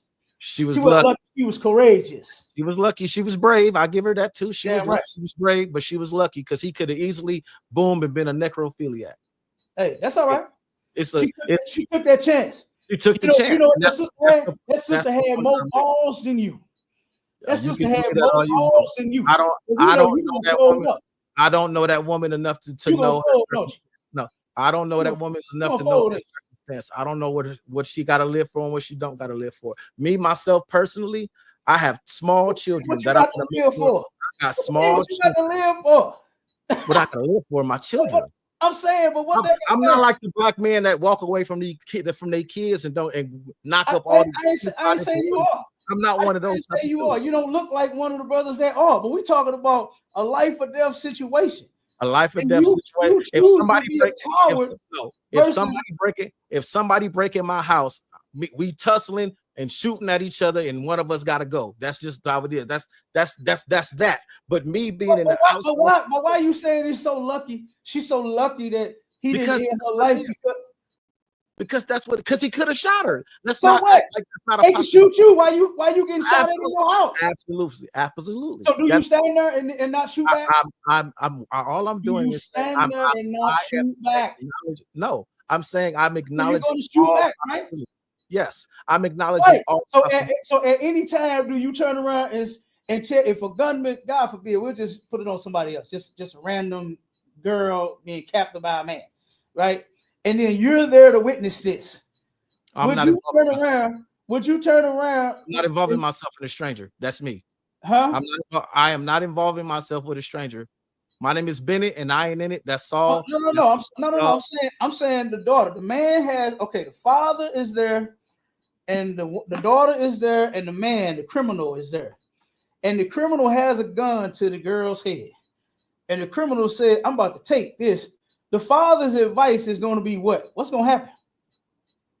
What does the father say and do? He's going to say, stay calm. It's going to be okay. And he's going to try to bum rush the dude, probably get shot. And then his daughter's going to be attacked anyway. Okay, but why not turn around and say that for the sister? Why not say that she's lucky to be alive because he could have ended her life? Why not bum rush the dude and fight him until he get the hell out the car like what he did? Versus just saying, give in. Oh my God, that sounded terrible. She was lucky. That sounds terrible, brother. That sounds terrible.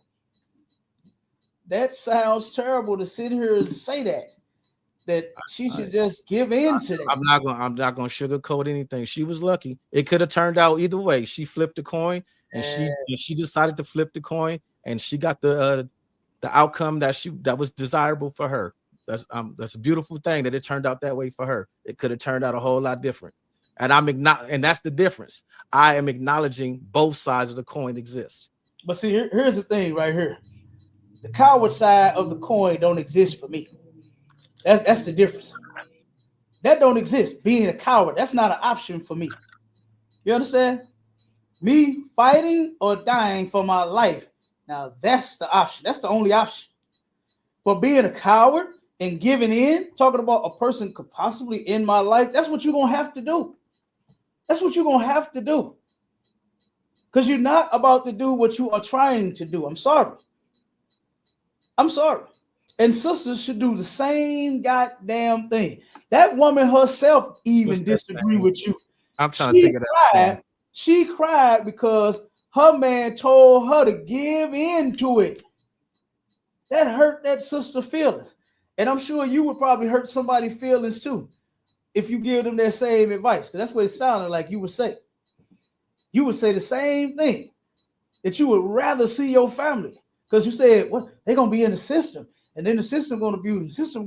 No, you follow my footsteps.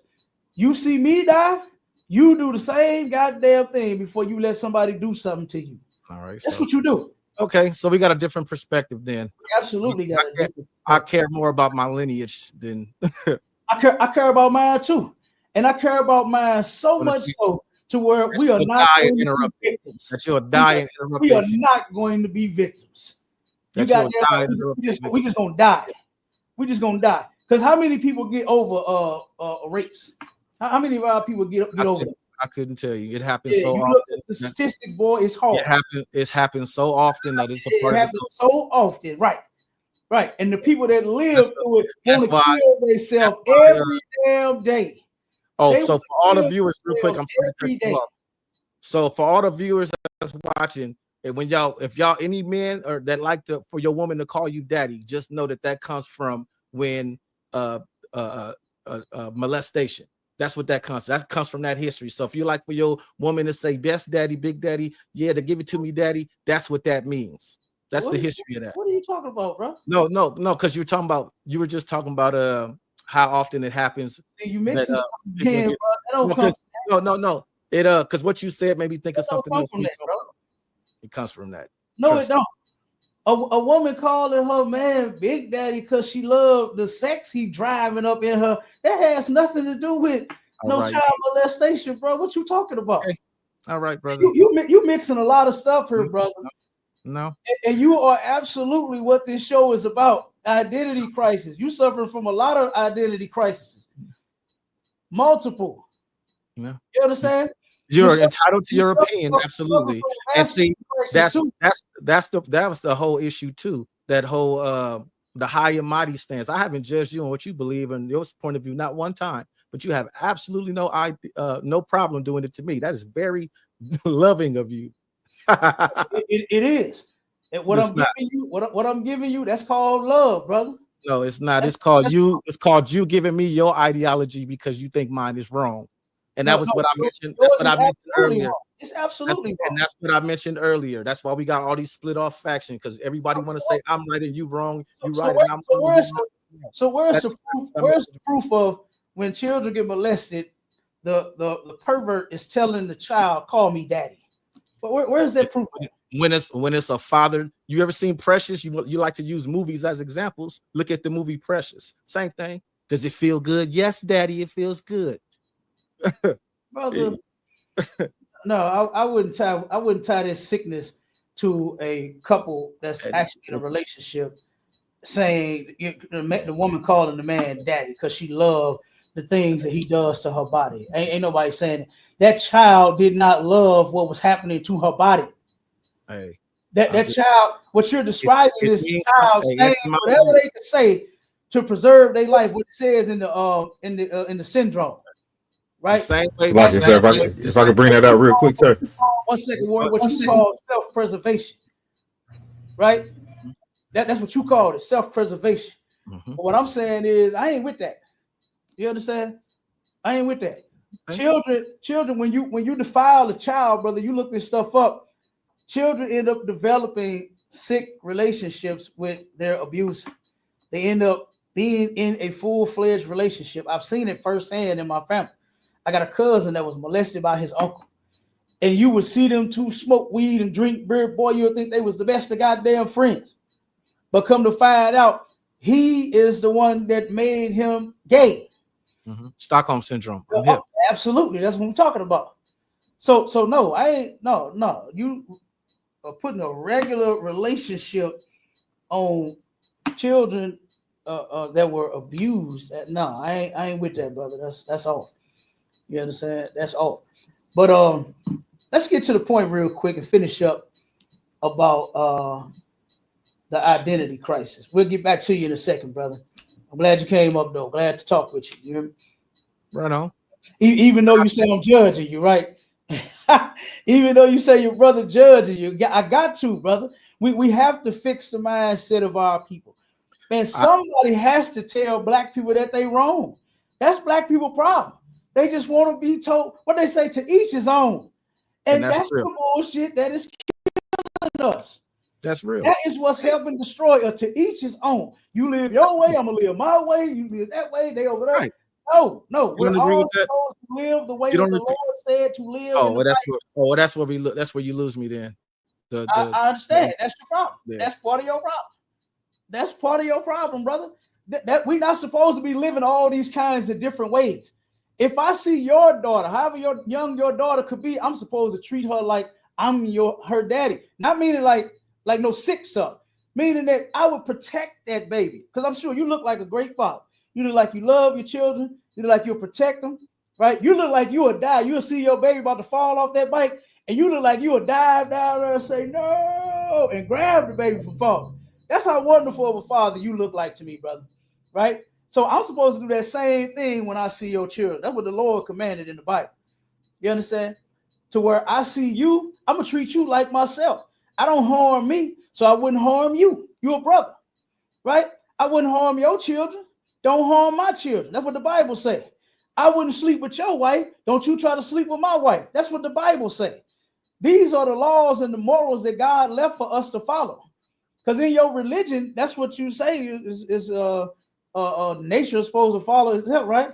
No. And how it go? Being a deist is God created everything, and everybody's supposed to like go for what they know or something. Or what is it? That's closer to it. Yeah, that's a whole. That's closer to. Oh, okay. Well, that's messed up then. Okay, I got you. That's messed up. That's the problem you got. Okay, but like I said, if we follow those rules, brother, think about what the black community would do, right? Think about the turnaround that it would make. I'm not supposed to sell drugs at all. Guess who else ain't supposed to sell drugs? You. Any other black man or black woman you see. That's against God's laws. So if we see a brother or sisters come and say, hey man, y'all got a rock? No, brother, what you doing, man? No, we don't sell drugs over here. Guess what? That crackhead would have the opportunity to get off the crack versus, oh shit, all right, how much you got? You understand? Instead of us serving him, okay? Instead of us turning around and taking, when the pimps was out there, right? All the children glorified the pimps. Hey, mister, sure is a nice ride. Ooh, look at that coat. Ooh, look at that money.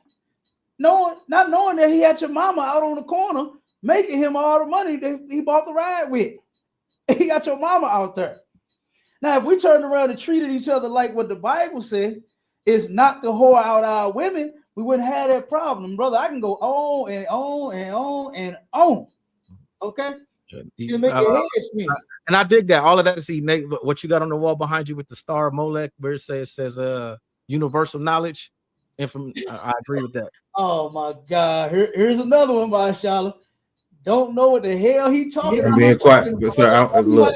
The Star of Molech. Tell me the Star of Molech. I don't know how that's a Star of Molech. If he can explain it. If he can explain. Let me explain. Okay. How is it? I was told that was the Star of Molech. I was told it was the Star of Molech by a set of brothers. By a set of brothers that say they are priests in the priesthood of Melchizedek. Those are the dudes that told me that. Okay. That ain't nothing that came from me. That was something somebody else told. Okay. I got you. So you just regurgitating foolishness. You just repeating nonsense. You don't even check information before you repeat it. Hey, a fact is a fact, and the fact isn't the fact at the same time. No, I'm saying. So you just repeat information just to look silly? Like, is that why you did that? Everyone repeats information to look silly. If that's what you want to say. Everything you've learned, you read in the book, right? But you look silly right now. Outside of your personal individual experiences, everything that's come out of your mouth has been something you learned from reading. You've been reading scripture. That ain't your words. You regurgitating. Literally regurgitate. That's literal regurgitation. Okay, but the difference is I researched it, and you have archaeology that will support the things that I am regurgitating, that I am reciting, that I am saying, that I am repeating. Because guess what? You have architect, you have archaeology, you have all kinds of things that will support the Bible. So I did the research that the men before me did, right? Because I ain't taking the credit for it. I researched the research that they researched, right? And then turn around and it all led back to the truth. It was all true. So let me help you out a little bit real quick to give you Molech, right? To show you that this thing that you see behind me on the wall has absolutely nothing to do with a star and of a Molech. All right. Does the Most High say to put that on the wall? Does he say to put the item on the wall? The Bible says, where there is no law, there is no sin. There is no law against me putting it on the wall. So guess what? It's on my wall. It's on my shirt. It's on my neck. You understand? You see it everywhere. Okay, it's on me. If tattoos wasn't unlawful, it'd be tatted on my back. Ain't that what Master P said? You idolize the symbol. Ain't that what Master P says? Tatted on my back. So you idolize the symbol. That's making the point I was making. No, I don't have no tattoos. Tattoos are unlawful, right? But I do wear the shield of David. Why? Because there's no law against wearing it. And more importantly, I can actually tell you what it is because I researched. I ain't just heard some old silly Negroes that claimed they was priests after Melchizedek said something. Okay, right here, Molech. Right, this is in the Zondervan Pictorial Bible Dictionary. Okay? White man's. Yeah, absolutely, absolutely. All right, they actually went and did some real research. They didn't just regurgitate foolishness that they heard somebody say. All right, it says this right here. It says it is a heathen god worship, especially by the Ammonites, with gruesome orgies in which little ones were sacrificed. So what happened was they was having orgies, you understand, defiling children. And this is what happened. It said, at least in some places, an image of the god was heated up. So it has an image, right? And the bodies of the children who had just been slain were placed in its arms. Now let me ask you a question. To what you just read, placed in its arm. Where is the arm at that you see on the wall? Where is the arm? Or is the arm meaning the sculpture of a man? The arm could be anything in a poetic interpretation. You can make. We ain't talking about poetic interpretation. This That's, ain't poetic interpretation. What you just read was interpretation. It was beautiful. What you read, it was no, beautiful. This is not poetic interpretation. This is what they actually went and found out about the history of the Ammonites that worship this god. They still worship it to this day. It said the thing has arms. Now, is this some of these that I got right here? Or is it the thing that you see on the wall? I have no idea what mythology those people live. See, I will say you're so lost, you don't even get it. See the difference Molech was a sculpture of a man. And the man was standing there like this some type of way, like Buddha, big fat ass, sits in those shops, legs crossed, and his arms sticking out. And they stick and hang money over the man's arm, and they put chains inside his palms. That's what that was like. A sculpture of a man, not what you see on my wall. So, brother, you are absolutely wrong. You've been wrong since you came up on the stage. I'm trying to help you out. Molech was a sculpture of a man, not this right here. If you know anything about ancient Hebrew, right, the language, the Lashawan Kadash, this is how you write King David's name. That's all this is King David's signature. The triangle in the alphabet, it makes the Da sound. And his name, it goes Da, Wa, Da. The Wa is the fusion, like it's and. Da and Da. Those two triangles, I can show it to you. We got the alphabet here, right? You have the triangle for the first Da sound. You have the Y shape, which fuses, which brings the two Da's together, the two triangles together, and it make it one. Da wa da. That's what that is. This is how King David wrote his name, brother. That's all. That's all. When you go in the Hebrew writing of the scriptures, You're gonna That's see the a most, that's triangle. the most logical And you're thing I gonna heard. see That's how he made his and mark. you're gonna see you're gonna see a I can triangle, dig that. see a That's how Y, he made his and mark. see a triangle. I can That's dig all that. That's it how he is. made his mark. It I has can dig nothing. that. I got you. It I has can dig nothing to that. do with worship. It has nothing to do with any false gods.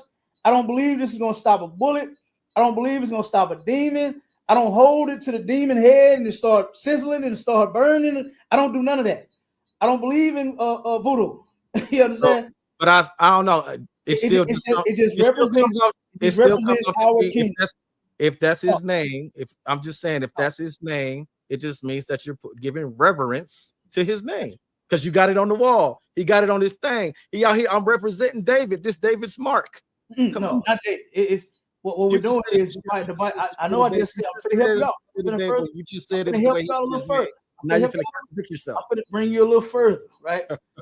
The Bible says that Christ sits on the throne of his father David, right? Christ now sits on that seat. If you go in history, you can go and look up the ruins of Capernaum, right? You're going to find this all over the ruins of Capernaum. That's where King David's castle was at. And you'll see these two triangles, and you'll see this shape all over. That's what you see. It makes sense it would be in this tomb. That's With what this you'll castle. see. I'm just helping you out. It would make sense if I got pictures of myself in my house. That would make sense. Yes. I got you. So what we But do? it makes sense for me to have pictures of you in my house, though. Would it make sense? I said it makes sense for David to have pictures of his own mark in his own castle, his tomb, and all of that. That makes sense. That's his. But would it make sense? But would it make sense for you to have pictures of me in your house? Man, if we not family, I got pictures of all the family. If we not family, that's what I'm saying. For me to have a big picture, we are family. We are family. Yeah, we humans. I absolutely we are agree. family. We are humans. No, we ain't humans. We black. Remember what I said earlier? We black. But guess what? I got a sense of humor. That's good. That was good. King David was an Israelite. Jesus Christ was an Israelite. Guess what? King David, he had this. You understand? When he would send for people and send out royal letters and commands and stuff like that, this was stamped on it the same way. What's your power company out there in California? Edison, in the area I'm in. Don't they stamp come on that envelope? No, it just says Edison. Well, they logo. Yes, I got you. Absolutely. Their logo to show who to send the money to. You understand? Right. Or they're going to cut you off. Right. If they just send you a blank envelope, talking about it's time to pay your power bill. But the point I'm making is I don't got a big Edison stamp on my wall. Like, yeah. If I could, sir. Right, that's because Edison ain't. Go ahead, brother. I can't pronounce none of y'all. I can't pronounce your name. That's my Shala. Yeah, my Shala. I gotta get No, so what the brother is talking about, right? And I get where he's coming from or whatever. But the Dawada, look, that's a logo. That's just a signature that one of our kings held on to, right? So when he said that, I said I dig that. When he said that, I said okay. Yeah, so the same thing. So if you look at people in the world, right? Some people king is Jordan. All us got Jordans on wearing that logo, but you don't question that. Yes, I do. You don't question that symbol. It's out of worship. No, but we don't worship it. It's just a logo. It's just like a that's boom. That's our thing. You know what I'm saying? And if you step on a brother's Jordan and he knock your teeth out because you disrespected that logo, that's idol worship, bro. Well, that's if they worship. We don't worship that. Like we don't worship. No, and I said 100 times. I get the demarcation. I understand. I dig it. God, we don't put you in the mouth for disrespect. Yeah, we don't we don't do that, bro. That's crazy. You know what I'm saying? Because the law, we supposed to love our brothers, brother. We not. It's a law to love your brother. Like that's a commandment, bro. You know what I'm saying? I'm not gonna punch a nigga in the face because he step on this or step on that. I'm gonna be like, damn, what's going on, brother? Everything all right? You good? You Tawab? You good? And then you'll have to start to break down what's going on with the brother. It's deeper than that, brother. Just because you see us with a fly head pieces, I know you see me with the fly head piece, or you see Cap with the fly head piece and all that. Like we're not at our people. We're just trying to wake our people up and tell them to come back to their own culture. Like the whole thing about the identity crisis in America, man, it's a crazy thing. We have an identity crisis. Everybody wants to be everything except a nigga. Everybody want to be everything. I said Just that be earlier. your own people. You say what? Go ahead, brother. Go ahead. You got it. I said that earlier. I absolutely agree with that statement. We all want to be. We want to branch off and say they got the Moors, they got the Kemet dudes, the Israelites, and the Aboriginal. It's 500,000. The list goes on. Right. All right. Okay. Cool. But what I was saying in the no, go ahead, brother. is that for me, and I say for me in particular, this is just the way I see it. I'm not saying this is what I think everybody should do. I just think that we should pay homage and reverence to the people that came before us, that went through the struggle and cultivated this culture that we have now. And it's different. Okay, Cap, if I could rock real quick, Cap, if you don't mind, sir. Go ahead, bro. All right. Khan. So, in your opinion, and off what you said, what do you think will be, if you can give me 3 things that could fix black people right now? Talking to me or him? No, I'm talking to you, sir. I'm talking to you. Three things that can fix black people right now. A magic wand, if you mean instantaneously. Brother, I'm asking you a question. Don't fluff it. Don't fluff nothing. No, just because I think practical. I think practical to fix people right now. We would have to go back in the past and change things, brother. I don't want you to run. So number one, education. Okay. Education. When I say education, I mean as far as fiscal understanding, investment programs, all of that. Now, not just regular education. A sense of community, whether that is however you want to define a sense of community. And a third thing. What would be the third thing that would fix black people? Ooh, it's hard, ain't it? It's hard, ain't it? I know. I know it's hard, brother. Yeah, it is. So here's the solution. Right. Yeah, I know it's hard, brother. I know it's hard. Like it, sir. My bad. Like it, sir. No, you good. We're gonna run a few of these down, and we're gonna get up out of here real quick. Here's the thing. All right. To fix this identity crisis that we have here, we have to go to the Bible. And I ain't talking about going to the Bible for the latest Donnie McClurkin or Kirk Franklin hit or none of that, right? Because that's where they pull their song from. They get a scripture or two and make a whole damn album for it. I ain't talking about that. We got to actually go inside of the book. And when I read that Isaiah 1 and 3 earlier about the ox knoweth his owner, and the ass his master's crib, but Israel doth not know, my people doth not consider. When you think about something, when you think about people being lost, right? This is what Christ said he came for. Because we have a big lie going on in the black community that Christ came and he died for every single person on the planet. And that's just not true. It's not in the Bible. All right. So give me that in Luke 19. Now, give me the scripture in Luke. The book of Luke, chapter 19 and verse 9. It says, and Jesus said unto him, this day is salvation come to this house, for as much as he also is the son of Abraham. So Christ was talking to a brother. He told him salvation has come to this house because of their faith and them believing. And it says because he is a son of Abraham. All right. So pay attention. Salvation ain't come to everybody. Christ didn't say that. He said he's a son of Abraham. And when you go through the Bible, the son of Abraham, guess what? Abraham had 8 sons. And the promise went to Isaac. The covenant went to Isaac, his son. Then it went from Isaac to Jacob, his son.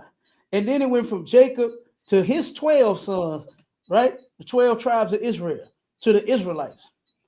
All right. So this brother he was talking to, he was a son of Abraham as well. He was an Israelite too. Keep going. Verse 10. For the Son of Man is come to seek and to save that which was lost. Now, he came to seek and save that which was lost. There is a people on the planet who don't know who they are. Show me the Chinese man that think he an African. Show me the African man that think he's Russian. Show me the Russian man that think he's Italian.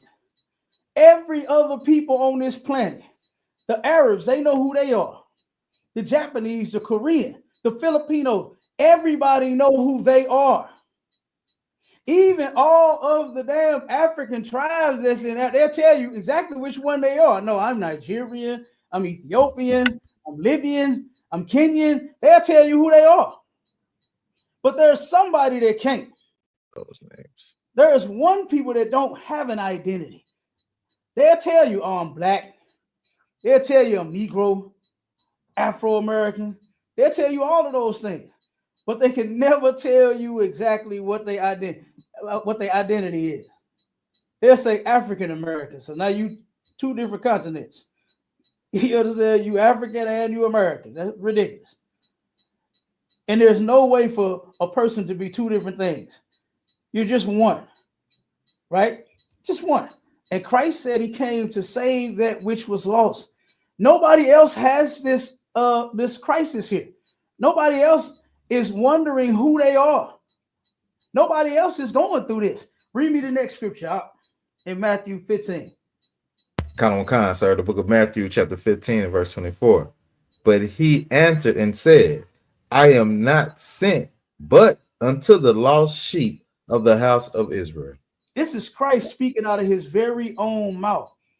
Telling this was a white woman that came to him for help, begging for him to help because she heard about the fame of Christ went around about him healing the sick. And her daughter had a demon. And she went to him and begged for him to heal her daughter. And he told her right then and there. He said, I am not sent but unto the lost sheep of the house of Israel. Christ, he just said it in Luke that we read, Luke 19. He said, I came to save that which was lost. Everybody ain't lost. Everybody know who they are. Matter of fact, I went to this grocery store here in St. Louis. It's called Snooks, right? And I was checking, my rib sent me to get some black pepper, some onion powder, and some garlic powder, and all these powders, right? And turned around, and I walk on the shelf, and I'm looking for what she want, and I see something called the Taste of Moab, a Chinese seasoning. And guess who the Moabites are in the Bible? They are the Chinese. Every other people know exactly who they are. Them Africans know who they are. No African went into slavery. Let's get this understood. No African went into slavery, man. Only Israelites did. When you do the real research, the clip that I showed on the movie Roots, the only significance that played was, like I said, Alex Haley still sold us off as being Africans. But what that represented was us getting our identities, our names of who we are beat right up off of our backs. To where now, instead of us having the Israelite names that we have, now it's Toby. My name is Toby. We got books upon books here. I got a book in the closet here, the Promised Lands and the Lost Tribes. And in there, when what was his name? I forgot who this explorer was in the book. He knew. He said that these people are Israelites. You understand? When it came to the Native Indians, he knew who they was. At that point back then, our people knew who they was coming off of them ships. But as an effect of over down to 500 years of this mess now, we done lost who we was. We done lost who we are. And now we don't even know. Now give me the next scripture, the one in Psalms 83, because the Lord prophesied and said that this will happen. King David even mentioned this in the Psalms. Go ahead. Khan, the book of Psalms, chapter 83 and verse 1. It says, a song from Psalms, a posh. Keep not thy silence, O God, hold not thy peace, and be not still, O God. Verse 2, for lo, thy enemies make a tumult, and they have hated thee, have lifted up the head. Okay. Verse 3, they have taken crafty counsel. One second, word. So they that hate they have lifted up their head. You ever seen somebody that turn around and walking proud, right? That did something silly and proud about it? Just think about a white bully at school, right? Or white people when they do the horrendous things that they do to black people, they walk around proud about it. They turn around and make a tumult, which is a commotion. They make loud noise about it, right? The things that they are doing to us, okay? And they lift up their head. They're proud of what they're doing. They're proud of their actions, all right? Now give me verse 3. Con, sir. Verse 3. They have taken crafty counsel against thy people and consulted against thy hidden one. They have taken crafty counsel against our people. White people don't sit and do like what black people do, is hit licks. You know, black people can't wait to wake up and hit a lick for the day. Come up on them a quick $100, $200, $300, $400, right? White folks sit back and plan on how to get them millions of dollars. They don't just wake up to hit no lick. They be sitting back planning for years. Culture. Say it again. That's the difference in culture. Absolutely. That's a difference in criminal too. You understand? The white man is a criminal. Okay. But he turned around and he sitting map out what he gonna do over the course of some years. Right? Like that nonsense that he did with Barack Obama. Had us believing that he was the first black president when Barack Obama said, no, I'm Kenyan. My father is from Kenya and I'm from Kenya. That's what he said. But here we go thinking that he is the first damn black president, but he's not. He's not our people. He told us to our face. But because he liked to drink beer and play basketball, they pushed him off as being a brother. Because he married to a black woman, they pushed him off as being a brother. Right? Then they tried to do the same thing with Kamala. This wasn't no coincidence what they did. Trying to push this heathen. She's a white woman. Trying to push her off as her being our people. As if she's a black woman. That's a disgusting black woman at that, cleaning greens in a bathtub. That's nasty. I don't know. Cap. That was cap, and people felt. You know it was. I don't know no black. Listen, I know brothers and sisters. They sink don't work right, but they put a bucket up under that mug to catch the water so it won't go on the floor. You understand? Before they go put some greens in a tub, even though they tub clean. Ain't nobody taking no meat and no greens and rinsing it off in their damn tub. That's crazy. But she might not have been capping because Hindu people do stuff like that. They do, right? But they ain't our people. She ain't say the next Hindu president. Right. They do a lot of shit. Well, I've seen some videos with them. So it might not been capped, but the deplorable part is that our people believe it. Yeah, absolutely. And she tried to put that off on that was being black. I remember I had so many greens to clean one year. I just put them all in the tub, as if you know what I'm saying. Like, come on, like stop it. But I have seen them on videos mashing food with their feet and all kind of stuff, brother.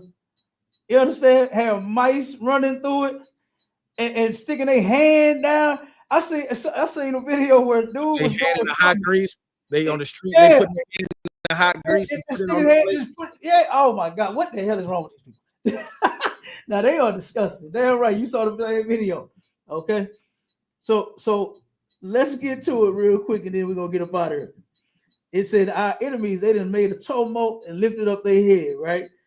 And they have taken crafty counsel against our people, meaning that they sit and plan how to destroy us. They don't just come up with this anything. This is strategically planned, right? And it says, and consulted against thy hidden ones. It's talking about the people that are lost. We don't know who we are. And they are constantly doing things to us to keep us in that mental state that we are in of confusion when it comes to our identity. We long for one. We the first Asiatic black man. We're trying to be Chinese people following Drew Ali. We think we Arabs trying to be Muslims. We think we white trying to be Christians. We think we all of this stuff of other people. When God said in Jeremiah 10 verses 1 and 2, he said for the Israelites to learn not the ways of the heathen. We're not supposed to be church and their religion. We're not supposed to be trying to conform to their ways. The Lord gave us some ways for us to follow. And because we don't consider and because we don't know, then we turn around and we do any and every damn thing behind those people. Go ahead, Michelle.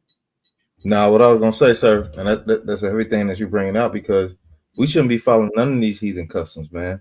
And when it comes to like Christianity, we should not follow that. We should not follow being a Muslim. Like that's an Arab religion.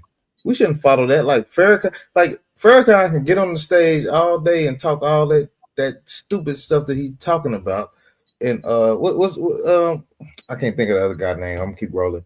But you got the Moors. Niggas want to be Moors. They don't want to get no ID, no license, no none of that. They don't want to do none of that. They don't want to do none of that.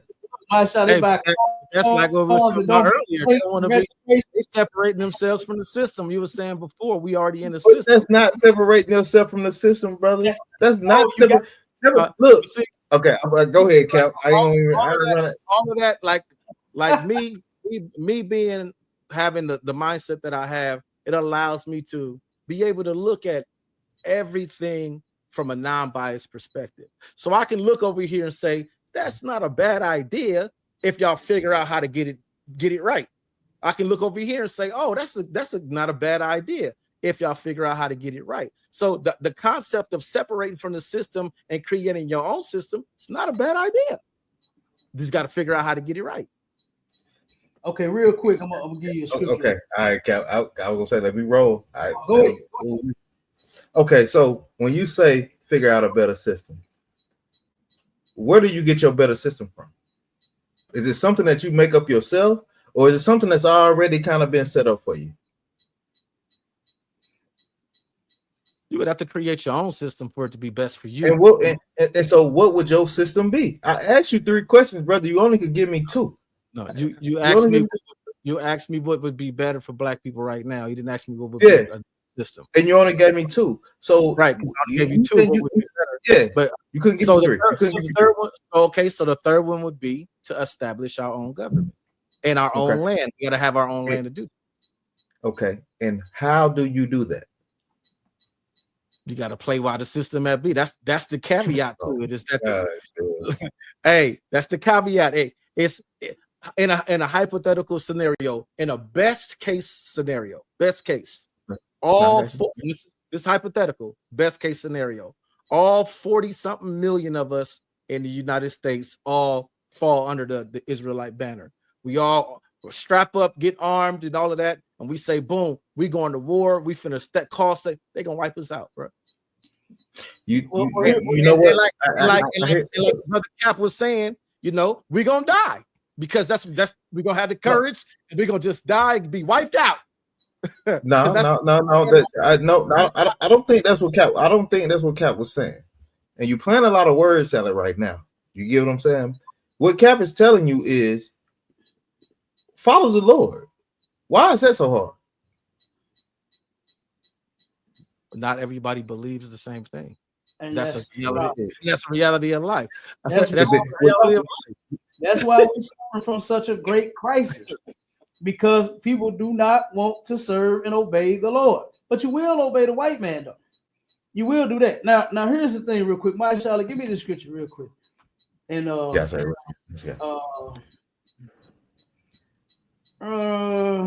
Mark 12 and 17. Mark 12 and 17. Real quick, what the brother was saying, that's a good idea. I disagree, right? I disagree with brothers and sisters buying cars and trying to claim this immunity because they Moorish and they don't have to buy the plates and they don't have to get the sticker and they don't have to get the vehicle registered and get the insurance and all. All you doing is causing problems, right? All you're going to do is just have to give the white man more of your goddamn money unnecessarily, right? So I say a lot of that is a lot of old laws, like traveling. Like, for example, this is something that's actually true. You don't have to have a driver's license to drive on an international highway. The minute you get off of that international highway, you now fall under the jurisdiction of the local PD, because and that's a real law. It's a real law. But here's the thing, though, brother. How many folks live right off the highway to where they can just jump on, jump off? And that's what I'm saying. That's why I said before. That's why I said it's a good idea in theory. It's a good idea in theory if they figure out how to work it. That's what I was saying. It's a good idea in theory if they figure it out. Instead of trying to work that foolishness, why not just get your plates, get your stickers, register your vehicle, get your insurance so you can drive wherever the fuck you want to. That's all you gotta do. Instead of getting stopped. I was just talking to a brother on Clubhouse. The brother was complaining because he a Moorish, you know what I'm saying? And he thought that he was gonna go to court and he was gonna be a lawyer, his own attorney. He got all this knowledge of the system, tried all of that mess that you talking about.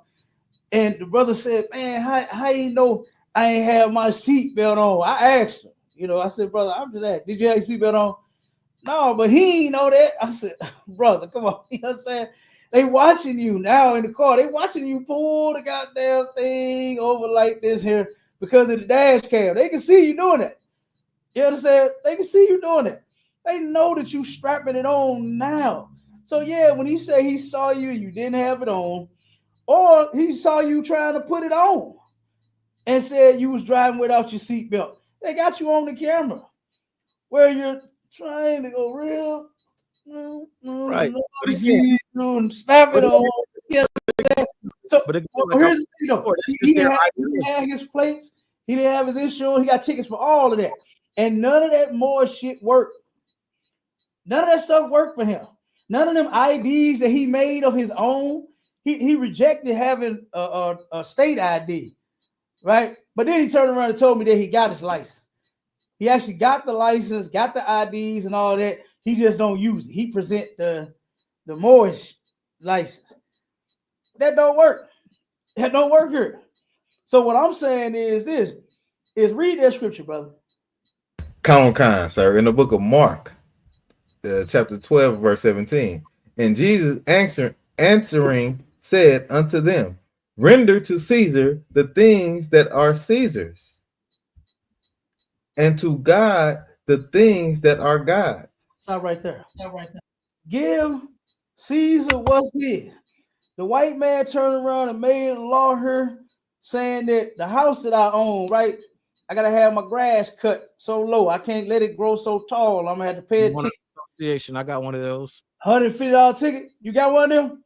No, not the ticket, but I got a homeowners association. I own my place too. Yeah, absolutely. Turn around. Yeah, you already know I said about that. They gonna come. I think here it's like $150 ticket. And that's like the lowest, I think. You know what I'm saying?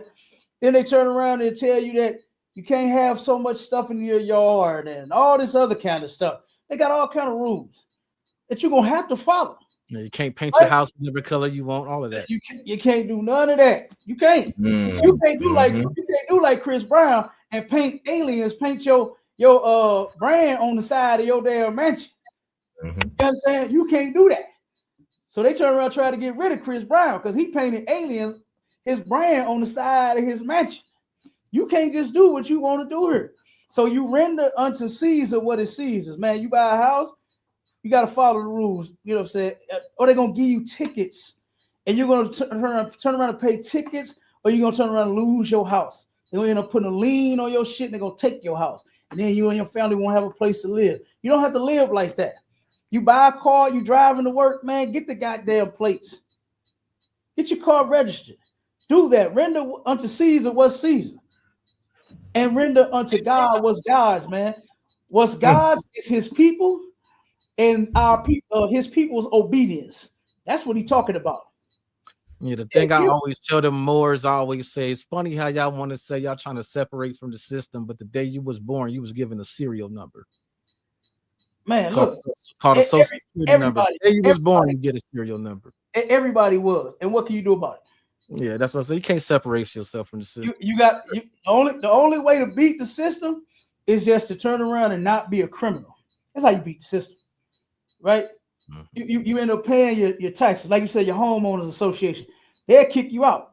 They'll find some reasons to put a lien on your crib, and they will try to take your house and then you and your family won't have a place to stay. Don't even play that game with them. Have your home, because we need places to live. I don't want our people out on the street. You understand? But pay the taxes, right? My taxes is fixed in one of my mortgages. In your mortgage, yeah, that's how mine is too. Yeah, absolutely. It's fixed in the mortgage. It's getting paid throughout the year. So Right, guess and what? got We just got to do that. That's how they made it. That's how they made it here. That's their system, right? So, like I said, the only way to beat their system is to turn around and obey the Lord. God ain't saying like be a punk. Christ wasn't saying be a punk to these people. You know, he wasn't just saying just lay down and take whatever these folks do. You heard the expression "beat them at their own game." Kind of, sort of. I ain't even playing the game. I'm just saying simply. The reason I use that is because there's a lot because Christ trying to check them though. Christ trying to check them. It's like if I could, sir. 1 second. Okay, go ahead. Go ahead, bro. No, I was letting him go because I won't forget what I was saying. Okay, go ahead. Yeah, cool. Christ checked them in Mark in 17. You know what I'm saying? When they try to come to Christ and say this and that, Christ was like, give him what's his. You know what I'm saying? But give the Lord what's the Lord's, though. Right. You do that. That's what you do. Give him what he can, because the white man gonna always ask for this and that. He's always gonna move the goalpost. But the Lord ain't moving the goalpost. He's telling you what you should do and what you should not do. It's crazy. He checked them. Give them what they want, but give the Lord what he telling you to do. And if you're not following that. And what I was going to say to build on to that, it kind of builds on what you were saying, because when it comes to like what he say, follow all the rules and that the system that's in place. Right. I had my cousin actually identifies as a Moor, and he was talking about, you know, this white man this and the white man that, and I was like, dude, he's like, you don't have freedom in this country. I'm like, that's that victim's mentality, I think, is what's holding.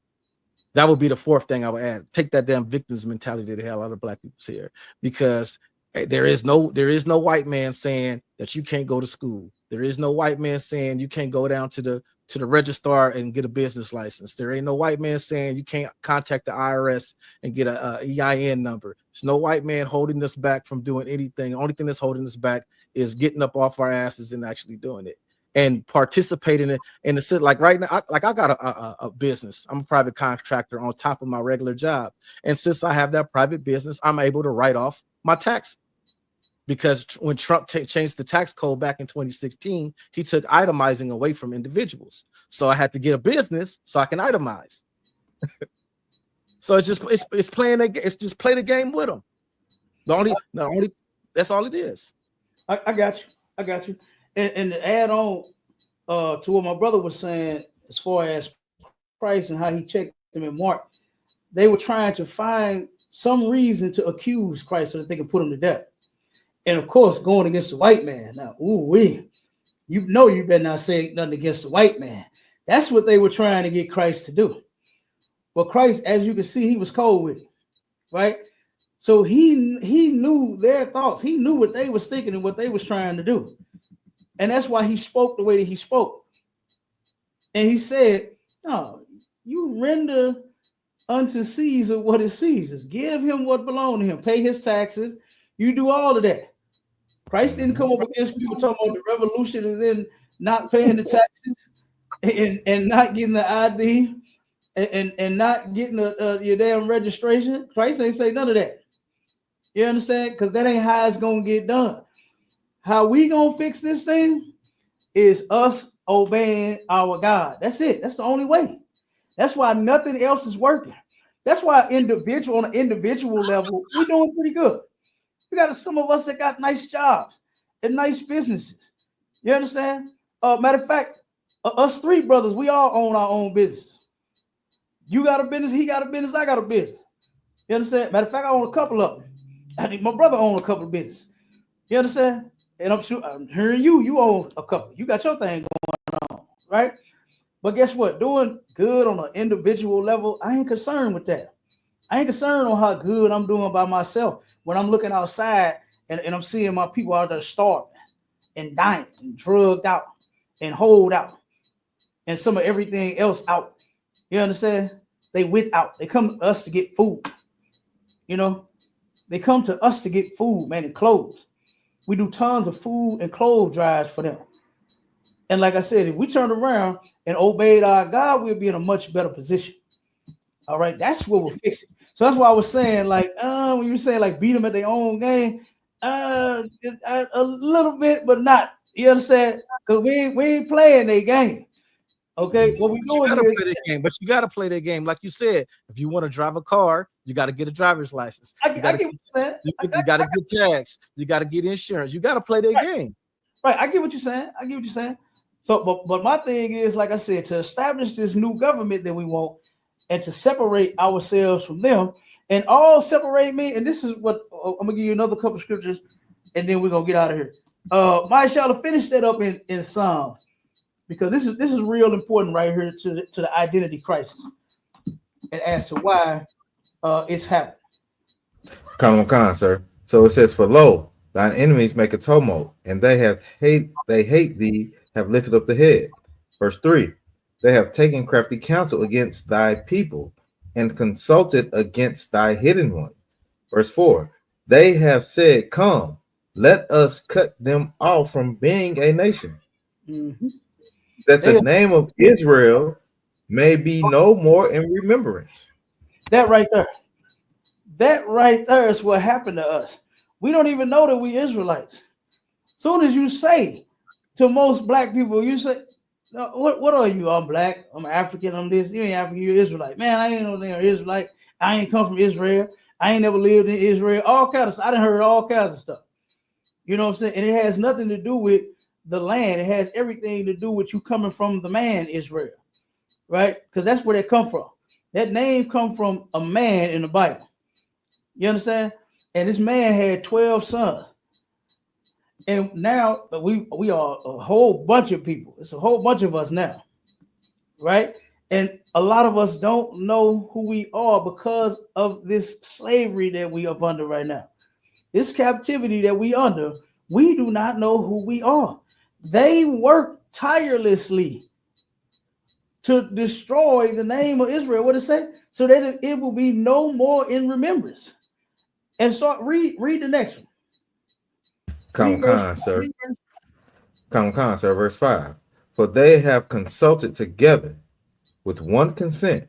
They are confederate against thee. They are confederate against thee. No, it's not just coincidence that confederate is in the scriptures.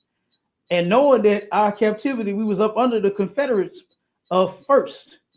All right. They are confederate against thee. Keep going. Come on, verse 6. The tabernacles of Edom. The tabernacles of Edom, that's the so-called white man. And then they say the Ishmaelites, that's the Arabs. When you think about it, it goes in line here. Who's in the black community more as far as business-wise than us? The Ishmaelites, the Arabs. That's who the Ishmaelites are, the Arabs. And then it says, I think that's regional because it's the Asians here. Asians on all the where I am, Asians all the liquor stores and stuff like that. Them too. They in there. And what's the next scripture? What's the next line to say? Oh, who? The Ishmaelites in the Hagarine, verse 7. Of Moab, Gebel, and Ammon, and Amalek. Hold on, brother. Hold on. You passed it. It says of Moab. That's the Chinese right there. That's the Chinese, the Moabites. All of these people have worked together. The Hagarines and the Ammonites and Gebal and all of them worked together to destroy our name, so that the name of Israel will be no more in remembrance, and it worked. You saw the clip that I played. The white man beat it out of our back. I get what you're saying, but the name isn't not in remembrance because there's a whole war right now where people say that name all the time. You mixing, brother. You mixing. No. The first thing I said was I get what you're saying. Hold on. At the same time, the name has not. You're totally missing it. It said, I'm gonna go back a little bit. It said they have taken crafty counsel against thy people and consulted against thy hidden ones. And you got to understand this, brother. This ain't got shit to do with no war. The white man is claiming to be and Israeli. He's claiming to be the chosen people of God when he's not. So that war that him and the Palestinians are fighting, who cares? The point is What I this. was making is that the name is not forgotten. That's all I was saying. It says, they have said, come, let us cut them off from being a nation. Not we gonna go to war over the little strip of land that we fighting for over there. I follow all of that. I agree. All of that I'm following. My only point was is that it says that the name will be forgotten. The name has not been forgotten. That's all. That was my whole point. It has, and you're not understanding. It says, and let us cut them off from being a nation, that the name of Israel be no more in remembrance. Not that the land is there and they're fighting over, the imposters are fighting over the land. The remembrance is right here with us. When we go and apply for a job, what do we put on the application that we are? Other. That's what I put. We put Black or African American. Now that you are this, you put down other.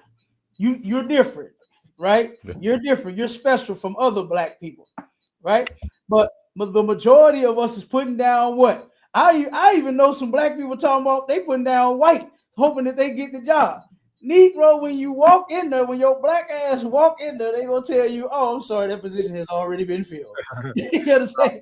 No, my name is Timothy Kelly. So I'd been 100 interviews when they showed up and been Black, and they're like, "Oh, exactly." They thought you were white, but I'm saying, don't put it down there that you white.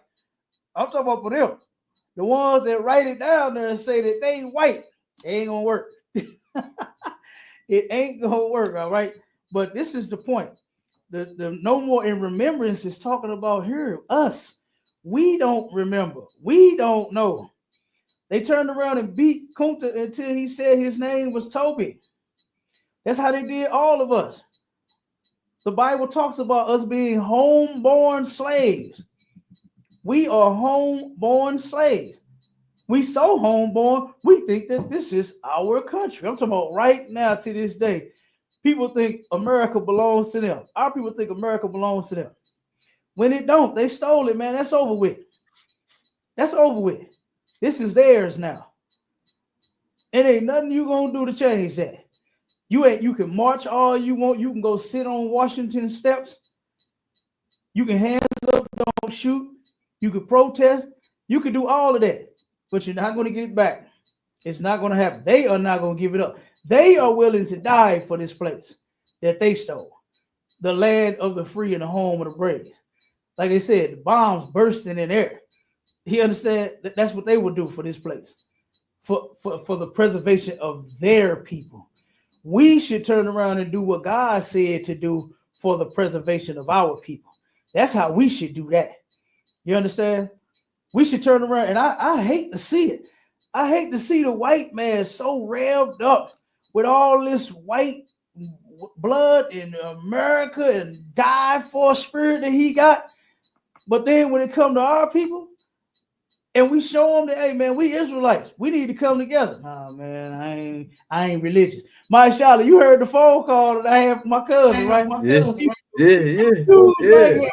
He back and forth. He like, oh man, I ain't religious, but I am like, I'm trying to find myself. But I mean, man, I ain't trying to be in school. I got children to take care of and all. He had all the excuses. Yeah, all the excuses.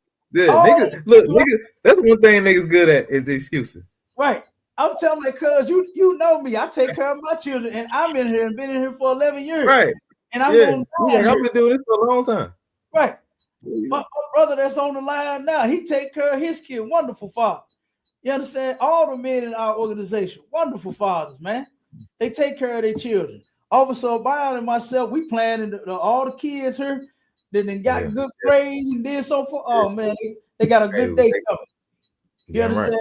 Manager YAHANNA sent orders out saying, listen, man, all you brothers that's over them cities, them children that's doing well, you turn around and make sure y'all do something for them.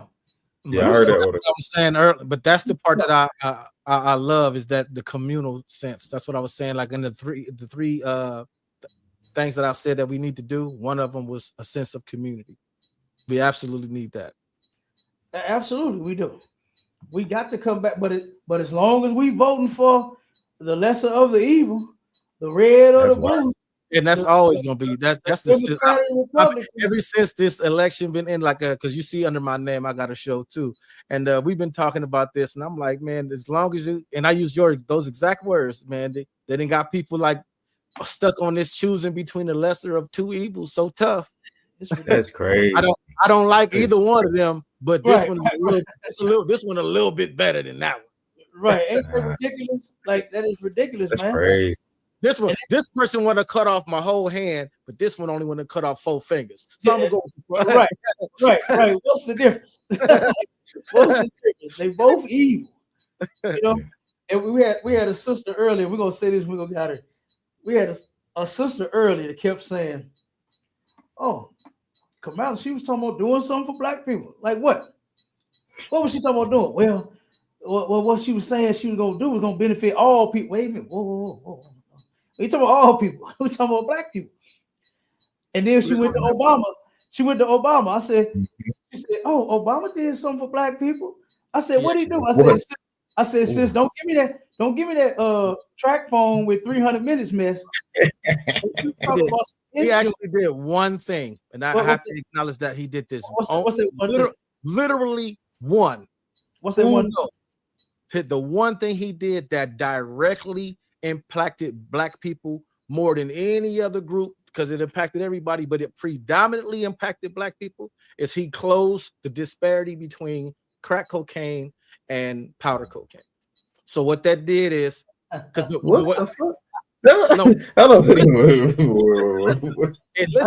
look this one up.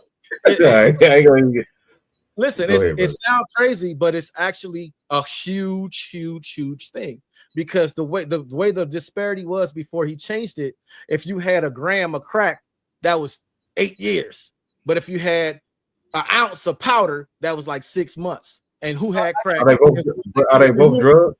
They both drugs, though, right? And they both cocaine. But this the thing. Yeah. So what's the disparity? The disparity is who had crack and who was sniffing lines. Hollywood. They're both drugs, though, right? But they're both drugs, though. No, you don't. Okay, so you don't want to. No, I don't get you. I get what the brother is saying. I get what he's saying, because it's huge. Because what it was. Oh, go ahead. The way it impacted us is that a lot of people that went to jail in the 80s, not because they were selling drugs, it's just because they got caught about to fire up their rock, and they got 8-10 years just for having it in their possession and not going and not being taken to a medical facility like they had a problem, versus the ones that was sniffing the lines was getting probation. When Obama passed that law, a lot of brothers got out of prison from years ago because of that. So a lot of that's what I said. A lot of black people that went to jail for being drug addicts, not selling drugs, that went to prison for being drug addicts, got to get out of prison because of that change in the law. Right, I get what you're saying, but guess what? God has a law even better than that. Right. How about just say no? That's in the Bible. Yeah. You understand? If we get off of crack, period, guess what? They would have to plant it on us, like what they oftentimes do, right? And then we should go to jail and then turn around, because you're going in. They say they got found crack on you, they're going to send you to jail. And you should maintain your innocence until the day you possibly could get out, because they're often going back and revamping cases. You understand? To where people what is called the Innocence Project, to where the men and the women that's holding on to their innocence and saying that they are innocent of the crime they were accused of, a lot of them have been let out of prison, right? So how about we just say no to all the drugs, selling it, using it, because it's unlawful to do either. It's unlawful to sell drugs to our people, and it's unlawful to use drugs, right? As God's chosen people. Right. Ideally, but realistically, is what it is. Yeah. And then if we knew that this was a plan from our oppressors to oppress us, that just might help us snap out a little more. Like, man, this crack was given to you by them to keep you down, keep us low. And that's that victim's mentality I talk about, because we know they made movies about it and show how they did it to us. And we see the movies, and fall into that. See, the white man won't let us have nothing. It's Yeah, just- you're right. Yeah, we talk about it and complain about it all day long. But guess what? Commanding General YAHANNA got the solution. And all it is turn around and come together as a people right here in the ISUPK and do an about face. We don't have to go get guns. Like you said, 40 million of us getting guns and going to war with the white man. We ain't got to do that. That's not even what the Bible prescribed to do. We could turn around and make this thing change right here in America. And all we got to do is about face and turn and run to each other. That's all we got to do. And come together the way that the Lord said to come together.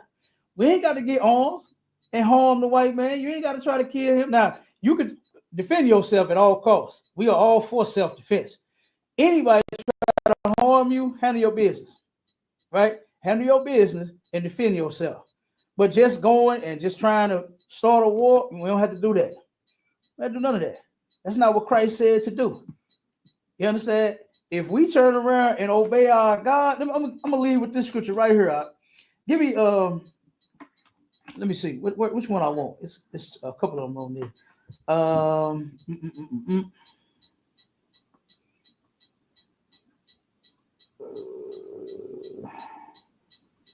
Hold on one second. I think it is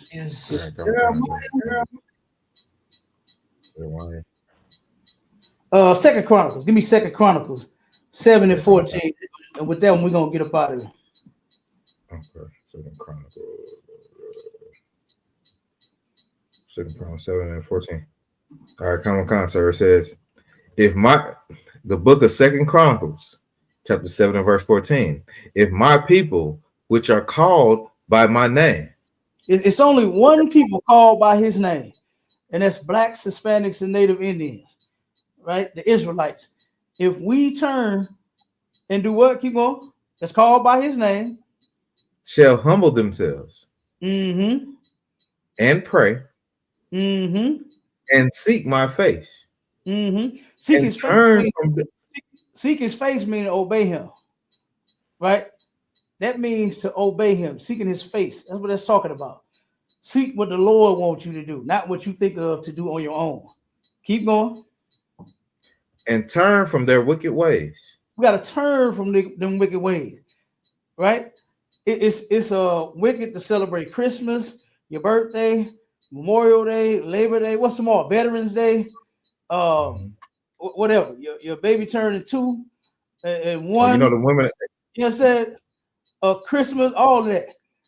Thanksgiving, right? All of these are unlawful. It's unlawful to do these things. It's unlawful to unalive people. It's unlawful to rob people, right? And carjack people. It's unlawful to covet your neighbor's house and his belongings and his wives and his children and all of that. It's unlawful to do those things. So if we turn from all of our wickedness, keep going. Come on. Then will I hear from heaven. Mm-hmm. Then the Most High will forgive. We sit 1 second. We sitting here praying, right? We've been praying and praying and praying to God, right? Meanwhile, we eating pork, shrimp, crab, and lobster. Delicious. Yeah. Those are laws. He said delicious. I was just trolling y'all, being funny. I know what's happening. It's in the Bible. Those are unlawful meats, right? It's a lot of meats that are unlawful to eat, and there are some that are lawful to eat. And here we are praying to God, praying for peace. Every Sunday, the God said, he said he's not in temples made with man's hands. And where is the first place? Brother Timothy, let me ask you a question. When a person said they got to get right with God, where they say they got to go?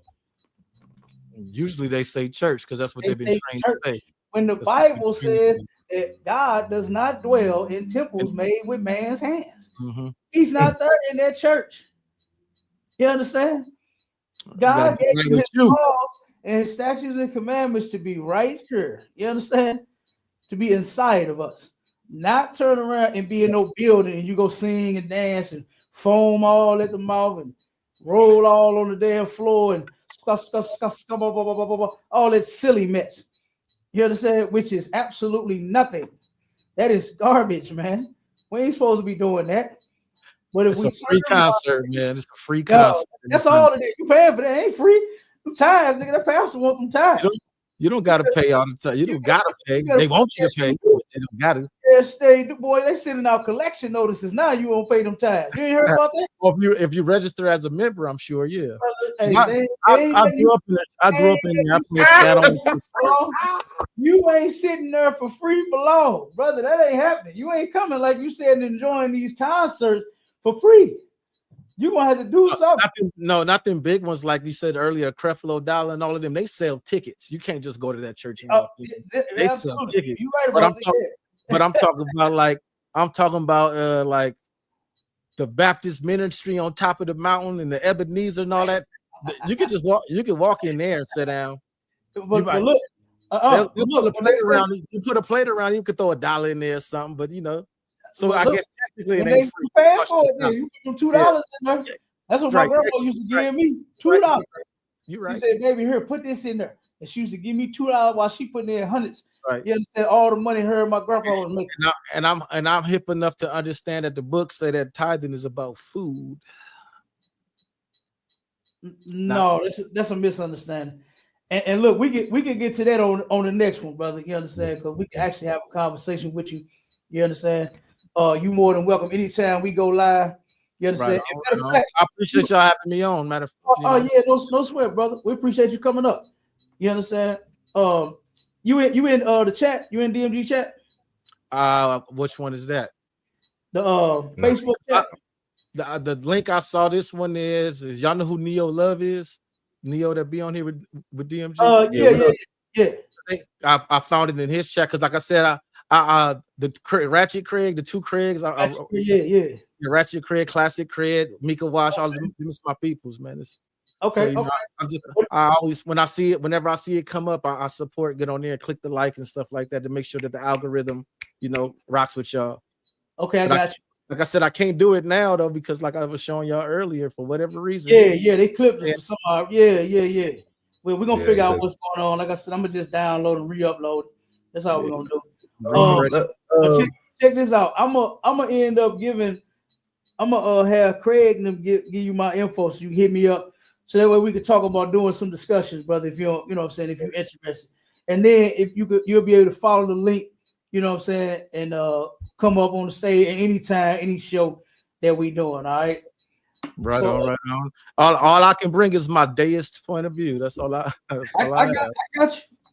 got you, brother. You know what I'm saying? It's all good. You finished with that, Mashallah? You finished with the scripture? Yeah, come on, sir. Come on. Hey, that was it. Listen, all right. We gone, Israel. We out of here. Look, I appreciate everybody for rocking with us until we got clipped. We still live on the other ones, on the TikTok, on the fan base, and on the gram and all of that. But like I said, for the YouTube, like I said, be patient as we chop this video up and get it back out there. We are definitely going to get it back out there. And the water to you, brother. I mean, thank you for coming on. You understand? To the brother Timotheus. You understand? We appreciate you, brother. Timotheus, in honor of God. That's what it means. Okay. I hear that. It's interesting that my whole name, because my parents named me Timothy Ezel, and Timotheus Ezel literally translates to he who struggles with honoring God. He who struggles with honoring God. Huh? That's I find it interesting. Okay, that's messed up that they named you that. And here you are struggling to honor God. But that's all right. I don't see it that way. I don't see it. No, when the live is over, I'll stay on and we can chop it up. We'll get you right. Now, actually, I got to get out of here. Oh, matter of fact, I'll just give you my information once we done. Yeah, so, I thought I sent him. Brother. You got anything you want to say? Yeah.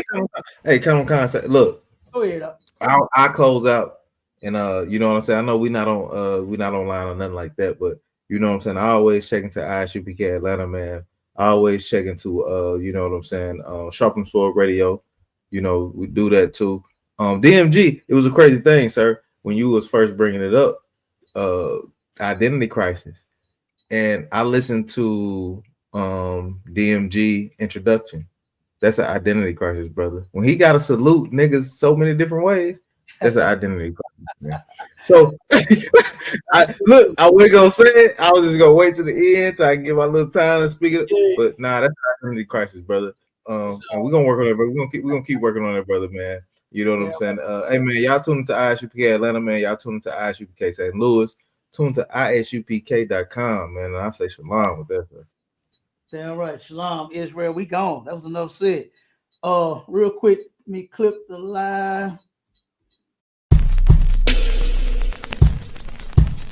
Yeah. I know I got about 30 seconds to make y'all feel this before y'all turn it off these days. That I might not even release here. But I be doing this shit for me.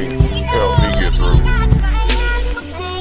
I feel like I give until I can't, but most don't recognize until I ain't. Blood on them covers, she hoping paint. Sorry mama, but it ain't. This world took a toll on me, and everyone that say they love me always seem to follow me. The same one that call me great, treat me like I ain't shit. I read between the lines, it's written all over your eyes. I see the disappointment in the eyes of the ones who want me dead, but I ain't never been scared. I tried to get there. Sometimes I wonder if I survived or did I die on that ride to that hospital. Demons all around me, I am not mental. This game of life, it is not simple. Last time I was happy, I was popping.